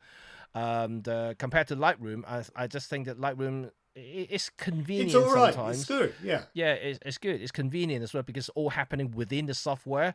But I think, especially with Pure Raw 6, the latest version of the DxO Pure Raw 6, the compressed DNG is actually quite spectacular. they're actually usually smaller than your original raw files. Yeah, so And that's good. the other thing is that DxO profiles, they don't just do distortion, chromatic aberration, and vignetting. They Yeah, also apply a global sharpness correction depending on the lens, and yeah, also a kind of progressive edge sharpness correction for lenses that are a bit weaker at the edges. And you yeah, can't completely cure edge softness, but yeah, you can make it acceptable, and that's what yeah, those profiles are very good at. yeah. Wow, we already got some questions about softwares. Well, Well, my soft probe choice is Capture One, but it's twice the price of Lightroom. That's the yeah, bottom yeah. line. I But with yeah, what Capture One will do is you can use it for catalogs, or you can use it in a sessions mode where it's just a browser, yeah, which yeah, is yeah. very effective. Yeah. I mean, I So personally use Lightroom, and only because I'm kind of stuck to it. I got you like, do you get so deep you can't get out. I mean, Basically, same with my any. yeah, I Yeah, got like literally, I don't know how many hundreds of thousands of photos in the yeah, library. So it's almost impossible because I categorize them within the yeah. Lightroom library, and everything's set. It's quite hard for me to migrate to the outward. Well, and the thing That's is the as well problem. that any corrections you create in Lightroom, they can't transfer. No. um, they can only you can only see those corrections within Lightroom. You can export all your corrected or adjusted images as TIFF Yeah. files or Yeah. JPEGs, but Yeah. then you're going to have to buy some more hard drives. Well, that's the thing, right? Right? Everyone Yeah, upgrades and wants to upgrade the cameras, and but yeah, the backhand is really something to consider as well. And if I give you some indications how much I spend on the backhand compared to my front end, like namely the lenses and cameras, I spend almost 50 to maybe even almost double the money I spend on the backhand stuff than the front end. really, yeah, That's how much I yeah, spend. I spend more on the yeah, computers, like processing power and storage and all the other bits and bobs I have lying around as well, like connectivities through different peripherals and things like that. All of this all count together as my entire workflow. And of course, I have to buy print papers because I print as well, and ink and all the other stuff in there expensive. yeah, So yeah, a lot of stuff that people don't see the true cost of photography, not really simply buying camera and lenses. Those are very simple because they're listed. You're quite easy to see them, and so I just put the camera and the lens. That's the price, yeah. But then you haven't figured out all the other stuff yet. Like I said, I would pay more attention on color accuracy because that's how we photographers see things when you're processing them. So a color accurate monitor is by far, to me anyway, one of the most critical thing for processing, because that's how you see colors. How they being processed. yeah. Yeah. But it's an interesting point John Pickett makes here about using Lightroom on my iPad Pro. Not sure if that's good or bad. The iPad screens are pretty good, I think. But you've got to remember that even if you've got a calibrated screen, you might be showing pictures with people who don't. Yeah. So if you're editing stuff on your phone or your iPad, it's probably going to be looked at on a phone or an iPad. So if it looks all right on yours, it'll probably look all right on theirs. The And difficulty is when you're like yeah. cross platforms and But cross I would operating say though, systems. Apple devices are usually fairly well calibrated, They're not and bad, are they? yeah, Yeah, they're not they're bad. I wouldn't say close enough hundred for most. percent, but yeah, No, close enough to most people. Yeah, yeah, yeah, I'd say so. Yeah, and then that's something else you have to spend money on. Unfortunately, just when you're exhausted or your bank account's exhausted from your camera gear, you're not really in the mood to spend even more on the back end stuff, are you? yeah.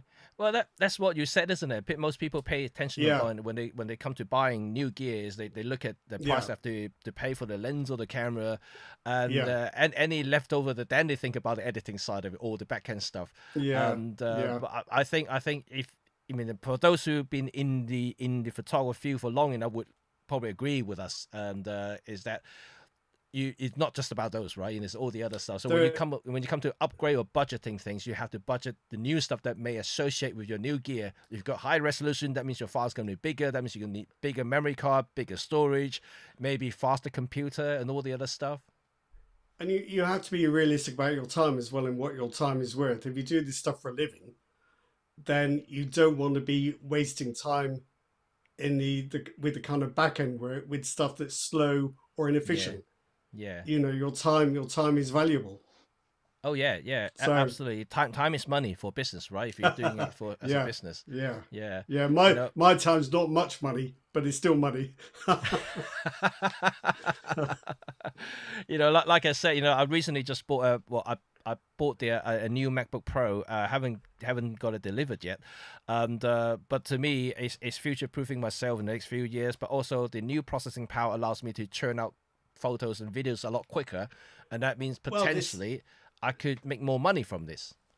even if you just spend a lot of time editing videos, I know you do, Jimmy. Yeah. Then you need faster real time editing tools, and you need faster rendering Yes. because you don't want to spend an hour and a half rendering a video, then find you've made a mistake and have to do it all over again.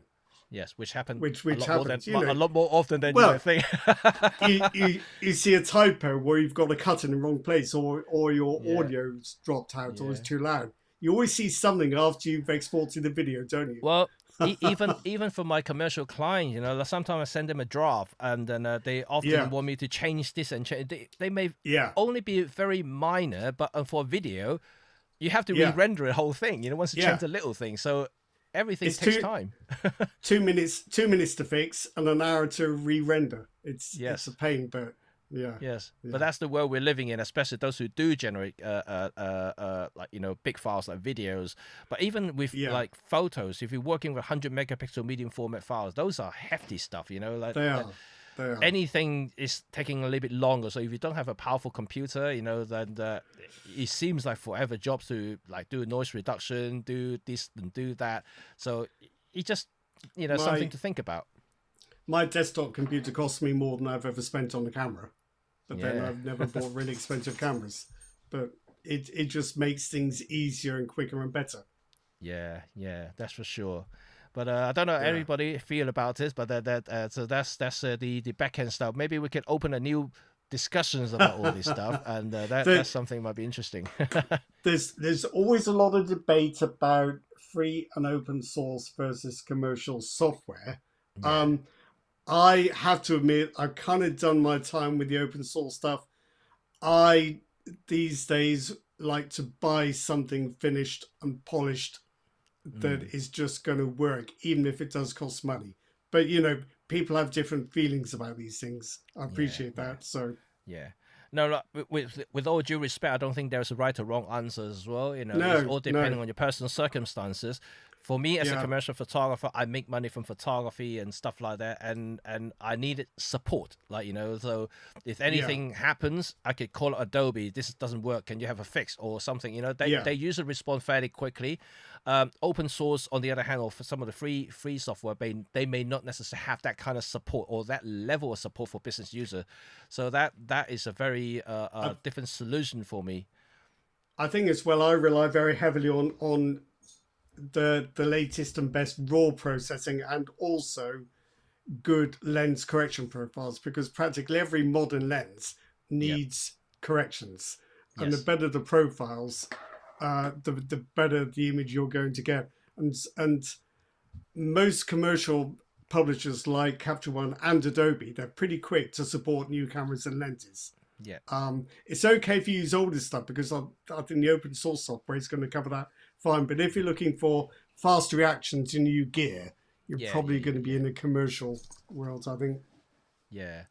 So that's probably what we have to say for now, until Yeah. for this sort of thing. And but it's interesting I, that you I, guys seems to be very tuned into this thing. yeah, yeah. Of course, where I really save money is on dog food. Only the worst. No, not true. Not true. Not uh, true. it's trying to bite you now. Yeah, that's right. That's right. That's gratitude for you. Just like my teenage son. Oh. trying to reason with them, and they bite you back. Yeah, they're actually very good at counter arguments. I find teenagers, they're usually Yes. very lateral thinkers. Yeah. That's But yeah. anyway, and it's certainly very interesting. And the go back to the topic, which is the MFT. Yeah. No, I personally think this is going to be an interesting space for the next 18 months at least, and because we don't know what Lumix or OM is going to do for the next 18 months. OM, it was pretty busy in 2025. They released a couple of lenses and a couple of cameras, the OM3 and the OM5. So I think they're pretty done for the next for this year. So I don't think they're going to have any sort of like things they're going to release. Maybe some minor thing. I don't think they're going to have anything major. Lumix has been quiet, so they may release something. But to me now, I think the focus is on, companies like Insta360, the GoPro, who just recently announced their new Mission 1 camera that has a MFT mount. Insta360 is still currently a leak, and it's not confirmed about the product itself. But certainly it's interesting. We already know the budget camera company is going to be making an MFT camera as well, as already been announced, and they also confirmed they are working on one at the moment. So time will tell. As far as I know about the pace of Chinese companies and the speed they make things, I wouldn't be surprised if we're going to see the budget camera being announced. May not be available yet, but announced towards the end of this year. So as that quick. So so this year it could be the MFT years for newcomers. I would say for newcomers, not from the traditional OM and Panasonic, so we may see new companies making new Micro Four Third cameras. And speaking of which, the company who make Alice cameras, they call it Kyra now.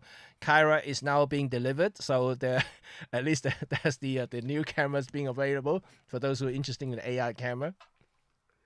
Have you tried the version that's being shipped, or have you got an older one? I still got an older one. They're not going to swap it out, Yeah. but I can run the new Okay. software. Okay. Right. So things has been improved a little bit, and it's like very gradual, just like all the previous updates. The AF is working a little bit better now, so which is good for photos, not so much on video. And so they still, I think they're really focusing on the still side of it at the moment. It's not quite on the video side. Still can't find 4K at the moment. They're still doing 2.7K, so that's another downside of that as well. So we just have to see what happened with Kyra. Still haven't heard anything from the French company. I keep forgetting his name now. The one that's making another Micro Four Third compact camera. Yeah. They are still very quiet about the development at the moment. I might try to send them an email again to see what the latest is at the moment. Ever since the announcement of them making an MFT camera, they seem to have gone quiet for about a couple of months now, so I haven't heard anything from them. So hopefully things are still progressing forward, and we will be able to hear another Micro Four Third camera in 2026. At least hearing something about it. May not be able to see it, but hopefully there will be some sort of development there. But overall, I'm fairly excited about the news from all fronts. I think, especially new products, from MFT. I think that's certainly, from being an MFT supporter and users, I'm very excited about that. What about you, Rod? Well, I think so. Yeah, and I wonder if it might prompt OM System and Panasonic to relaunch some of their older models. reskin Because them. there's probably some reskin them. You could have an OM pen, couldn't you? Uh, Yeah, yeah. E Well, they didn't they EPL the 11. executives say that they are not giving up the pen camera, No, so that no, means they are considering, or they may already be making some or developing a new pen camera. Not necessarily pen F, don't get too excited yet, but new no, pen no, camera no, could be a low no. end consumer level pen camera, could be an EPL or Yeah, EP, that kind of thing. The Lumix, like I really want Lumix to revisit the GM series, the tiny ones. Yeah, yeah. They're I not going to really hope do they that, are would. they? Judging by the prices on second hand, those things are going crazy prices. They would be silly not Yeah, to make something. they are. I've noticed a lot of used prices have been going up, Yeah. mostly older mirrorless gear. Um, MPB. Let's just see what the GM1 is at the moment. Uh, Marky Tail actually asked a question. I'm going to answer it while you're searching for it. What does yeah. everyone think of MacBook Neo for photo editing and the occasional video editing? Well, Oh, I first don't of know. I all, thought about that. I've actually looked in quite extensively about the Neo because I was considering getting one for my kids for school because they're so cheap. Um, uh, a couple of things I would say that is, first of all, the screen accuracy is pretty good. So even though it's a much lower spec LCD screen, not LED, so it's not as bright. So but the color accuracy is pretty good. So for photo editing, it's not too bad an issue. It's a little bit like the iPad screens, if you put it that way. So they are 95% there, so you're not going to get horrible edit to start with, so that's good for photo editing or any sort of video editing involving color grading.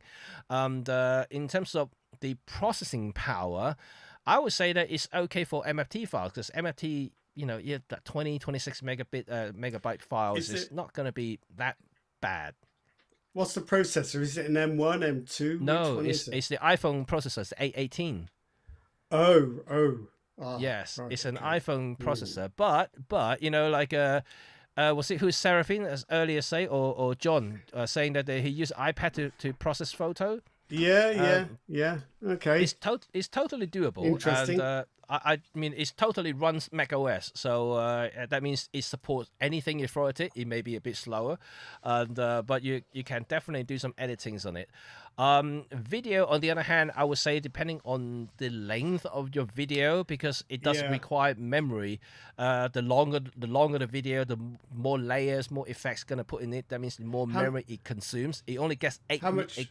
8 Eight. gigabyte memory. Yeah, Hmm. so it's not a huge No, amount of no. memory there, but it does use the SSD to swap, and so you just have to gauge what sort of thing you really want to do with the Neo. If it's just light editing, I think it's fine, but then especially for photo, I don't think you're gonna have problem with photos, but video, I think that it may be a little bit limited for And videos. I think as well, you're going to have to get yourself a couple of SSDs to plug in because the internal storage isn't going to last you very long. Yeah. Well, It's this not side too going was to. already say that Yeah, 4K color grading will slow the yeah. Neo down.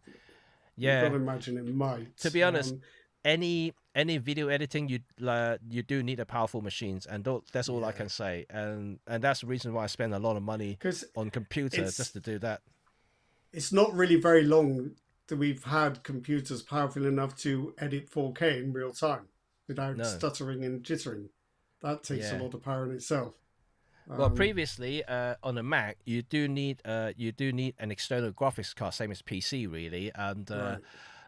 only until Apple moved into these Apple Silicon from M1 onward, Yeah, yeah, it has the chipset itself have enough graphics power to do that. yeah, yeah, yeah. Even like PC at the moment, and if you really want to do some heavy video editing, I don't think any of the Intel processor, even the AMD chips, can support internal processing to have that processing power for graphics.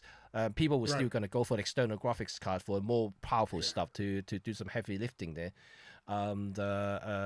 But I then mean, you one of the choose reasons why I go for Mac is because everything's kind of integrated into one chipset. I don't have to get external graphics card or anything like that well, to when be you able to when do you what I do. Yeah. I guess when you choose PC though, you can specify the card you want. So you choose one that's going Yes. to do the You job. got the Yeah, flexibility there, and yeah, that's for sure. But then again, you're looking at a tile solution that you have to build yourself, or you have to go for external graphics card and something I to plug in I and things like that. I would think you're going to be better off if you're looking at an affordable solution. I think you're going to be better off with a MacBook Air than a Neo if you're going to do any photography or video editing. But I think the Yeah. Neo could be very good for students Yeah, that's why I'm and thinking about just getting kind for of my kids. Yeah. office style use, because I think it'll probably run Pages and Numbers and Keynote pretty well, and Yeah. they're like staple apps for that kind of academic work. So it's Yeah. interesting, but yeah, I don't think I'll try Neo for photo and video necessarily. Yeah. I think you can excuse the iPad because it's like an accessory to your main computer, Mm. isn't it? And it does a Yeah. pretty good job. Like the Lightroom app is very effective. Yeah. Yeah. But I don't know. I think I'd probably go for a laptop with Apple Silicon. Yeah. Just pay I a mean, bit more. yeah, for those who haven't tried it, and it's quite funny actually. I just came back from Rome last week, and I was doing some editing session with other photographers, and there were still two photographers there using an Intel Mac, and then I was actually very surprised they're still using Intel Mac, and Yeah. and then they said, "Oh yeah, my thing is very slow." I was like, "Yeah, have you tried Apple Silicon yet? It will blow your mind if you're still using Intel." Well, I think the thing is that very often you can have kit for longer than you realise, because until Yeah. this year, I was using my 13-inch MacBook Pro, and I realised that's from 2013. So these Whoa. things, I know. Wasn't doing video, but Yeah. yeah. Yeah, So it's actually quite surprising because I still run the 2015 MacBook Pro. My kids are using at the moment, and Yeah. just for online stuff, it's fine. It's fine. it's fine for that. But it's actually very slow by comparison. I didn't know how. At the time, I didn't feel it was that slow, but now I'm looking at No, it. when you It's see the extremely alternative. slow. Yeah, I think it's difficult though. It's one of those things. You know how you get brand loyalties with Yeah. cameras. That's nothing compared to platform loyalties or OS loyalties in computing. with computers. Because Yeah. should never have Windows and Mac users in the same room. That's not a good idea. Well, like I've never objected PC at all. No, I used them for years.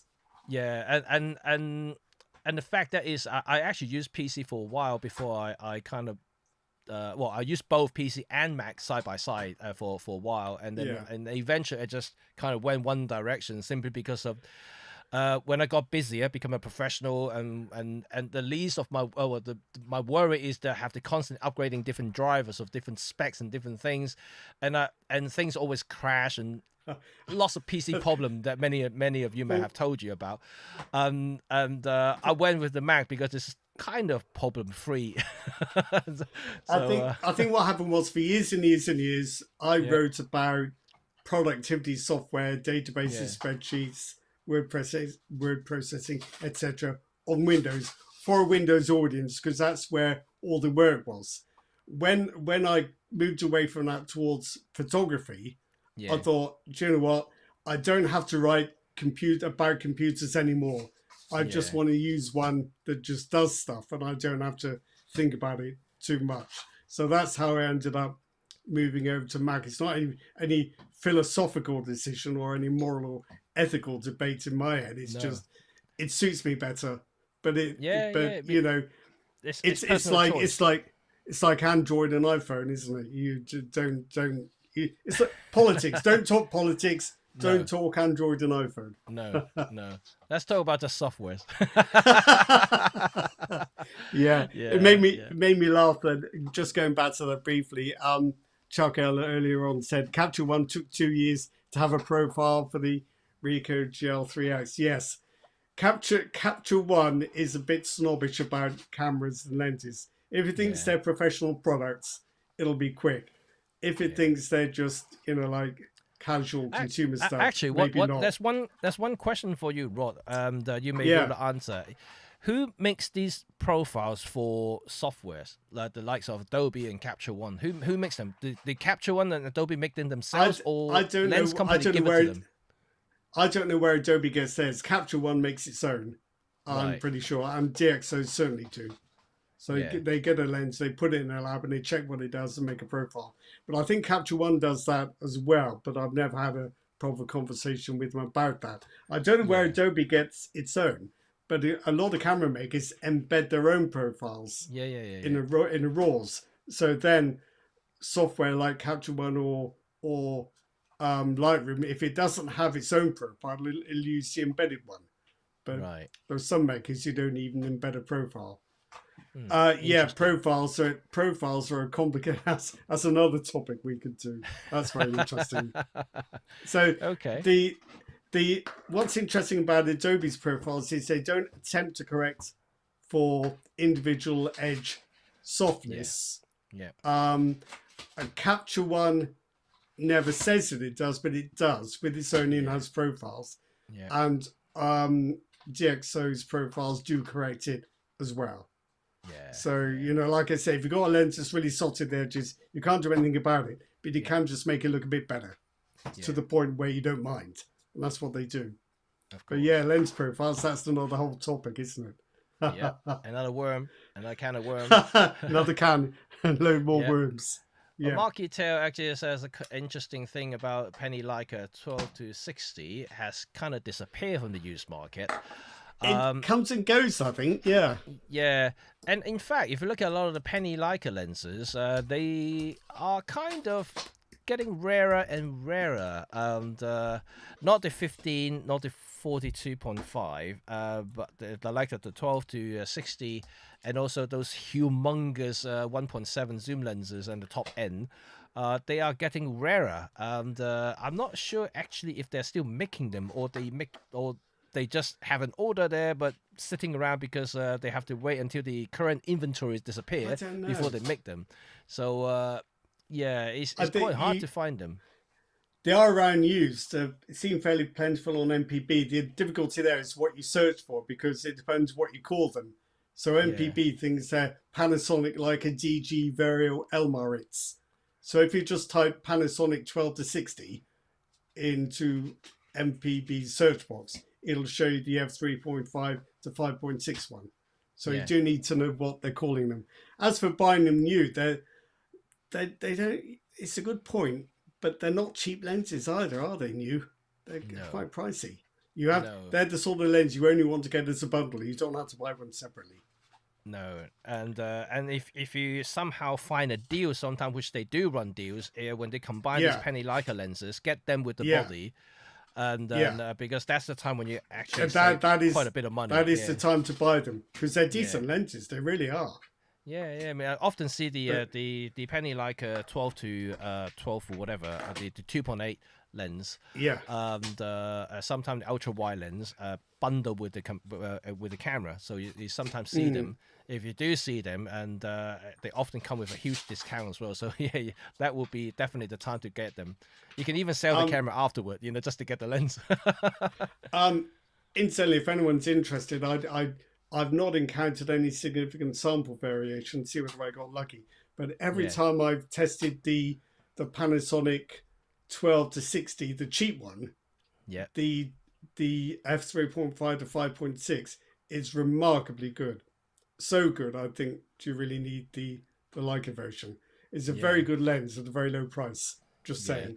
If you're looking for an affordable MFT travel lens, especially used, consider that one, because they're cheap and very good. So, certainly, and Panasonic do have some good options there, and it's a shame that they never really kind of push more than they should, and they just kind of left them there to die in some ways. They make them leave them there. They just leave them there. Okay, there you go. You take it. I don't care. You gotta have that feeling to it, I rarely see penny Leicas, Panasonic themselves, kind of do any major push in their lenses. No. OM on the other hand, OM and Olympus, they really push their lenses quite a bit. You always see huge advertising and things like that for the lenses. Do you think that's because in Panasonic's structure, they don't want to talk about the MFT lenses? They want you to buy the full frame. But then they don't really market the full frame lenses very strongly, do they? No, I don't think they ever really market anything lenses, and anything strongly. even before the S camera came out, the full frame stuff came out, just MFT. they talk about the cameras a lot, but they never really rave about the lenses. You know, if you look back in a lot of No. campaigns that they did, they never really rave about the new lenses. They talk about them really first time, and that's it. They leave them. The only lens I remember Panasonic trying to get anyone excited about was right back at the start, and a 50mm 1.4. I don't know whether you ever handled that, but honestly, that's about as big as most 70-200s. I Yeah. exaggerate, but it's a big Yeah, lens. yeah. But I've not heard Panasonic really push other optics Yeah. since Ooh. then. It's an interesting comment here. Cine Night Shot. Can't decide Ollie 7-14 2.8 or the Panasonic 8-18. Oh, difficult choice between these two.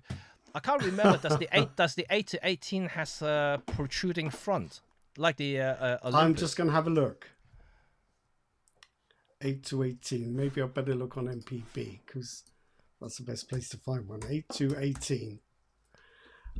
So that is. I think you probably could put a filter on that. But you're not going to find. Yeah, I think you could. Yeah, but you're not going to find one cheap. You're not going to find one cheap. Also, I forgot what I was going to say now. The difference between 7 and 8mm, I think you really do notice it. If you're getting a wide lens, you want one that goes as wide as possible, don't you? And I think the extra 1mm sounds very little, but it actually makes a difference, I think. Yeah. Well, I personally experienced both lenses, and I personally, well, I can't remember, but the thing I couldn't remember whether the 8-18 accepts filters, but It looks like does. it will.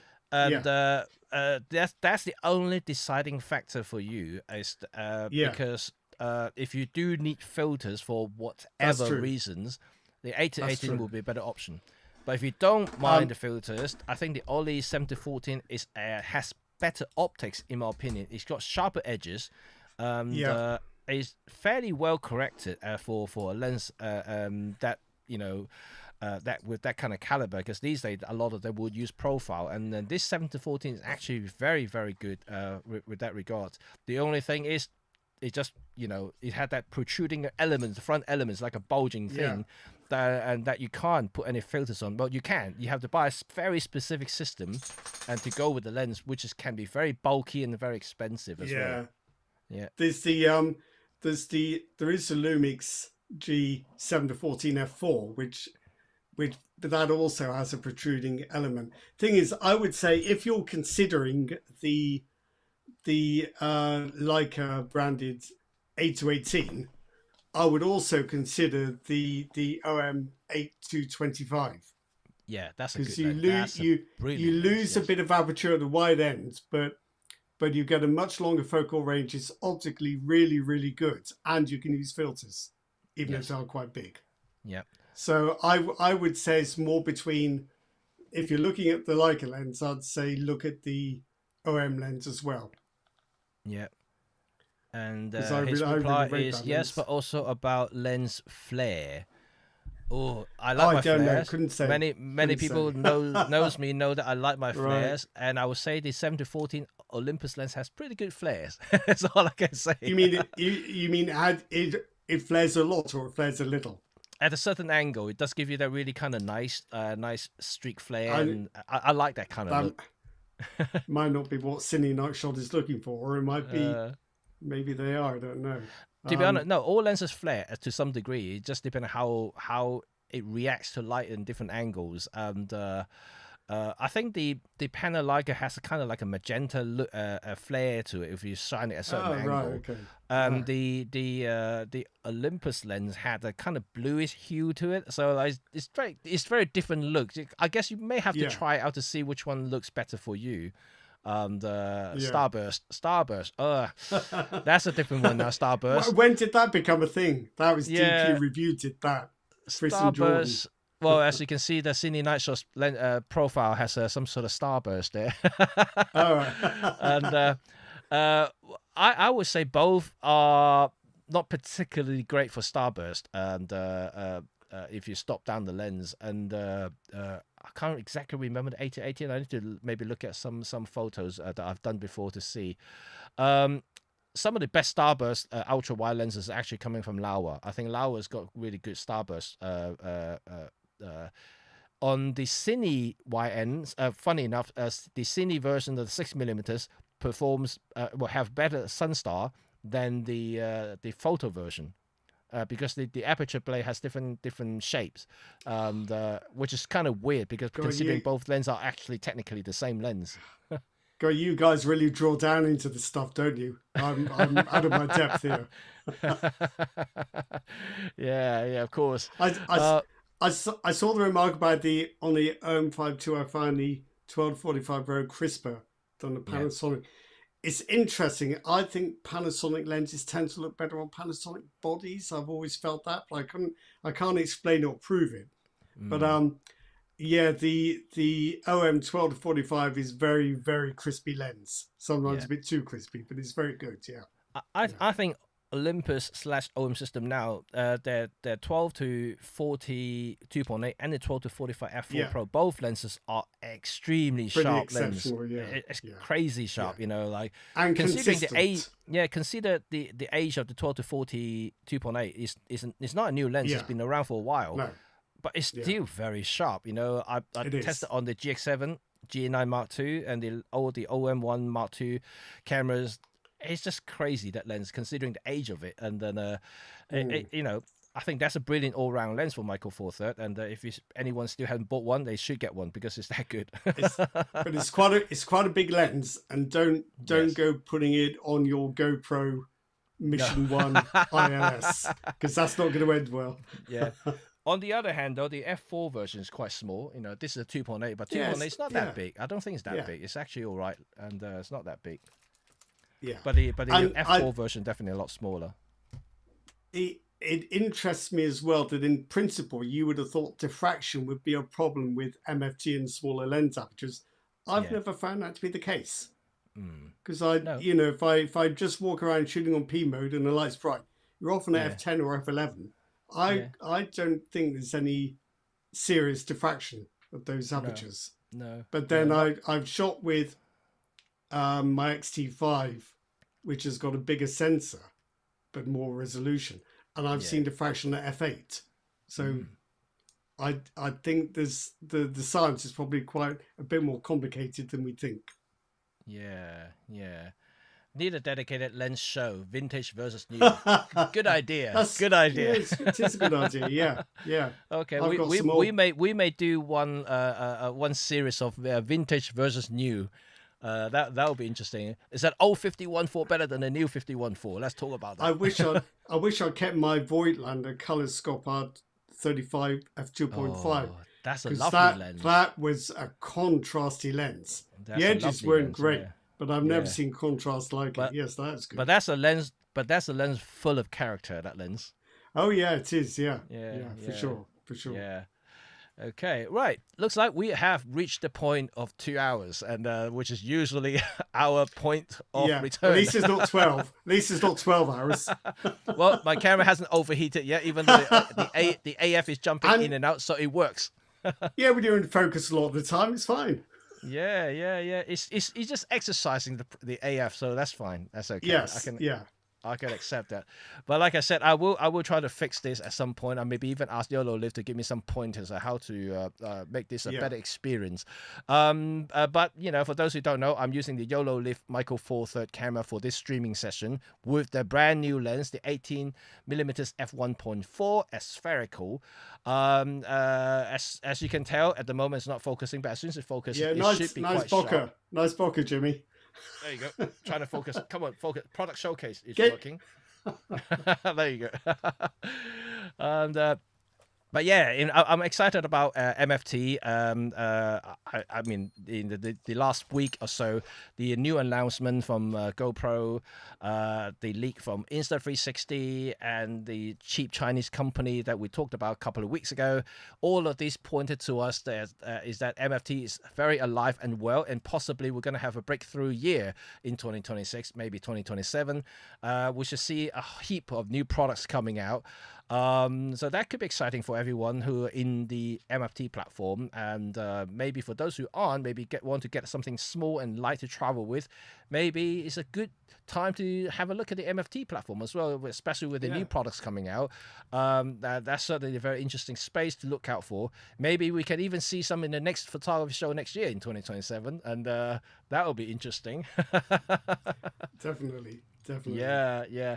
Okay, very awesome. And thank you very much, guys, for joining us. I also put the link in the description.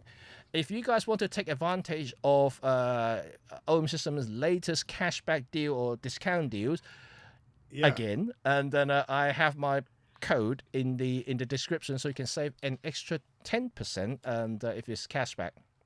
Because OM at the moment also has a refurbished camera deal going. Yes, on the official site. Yes.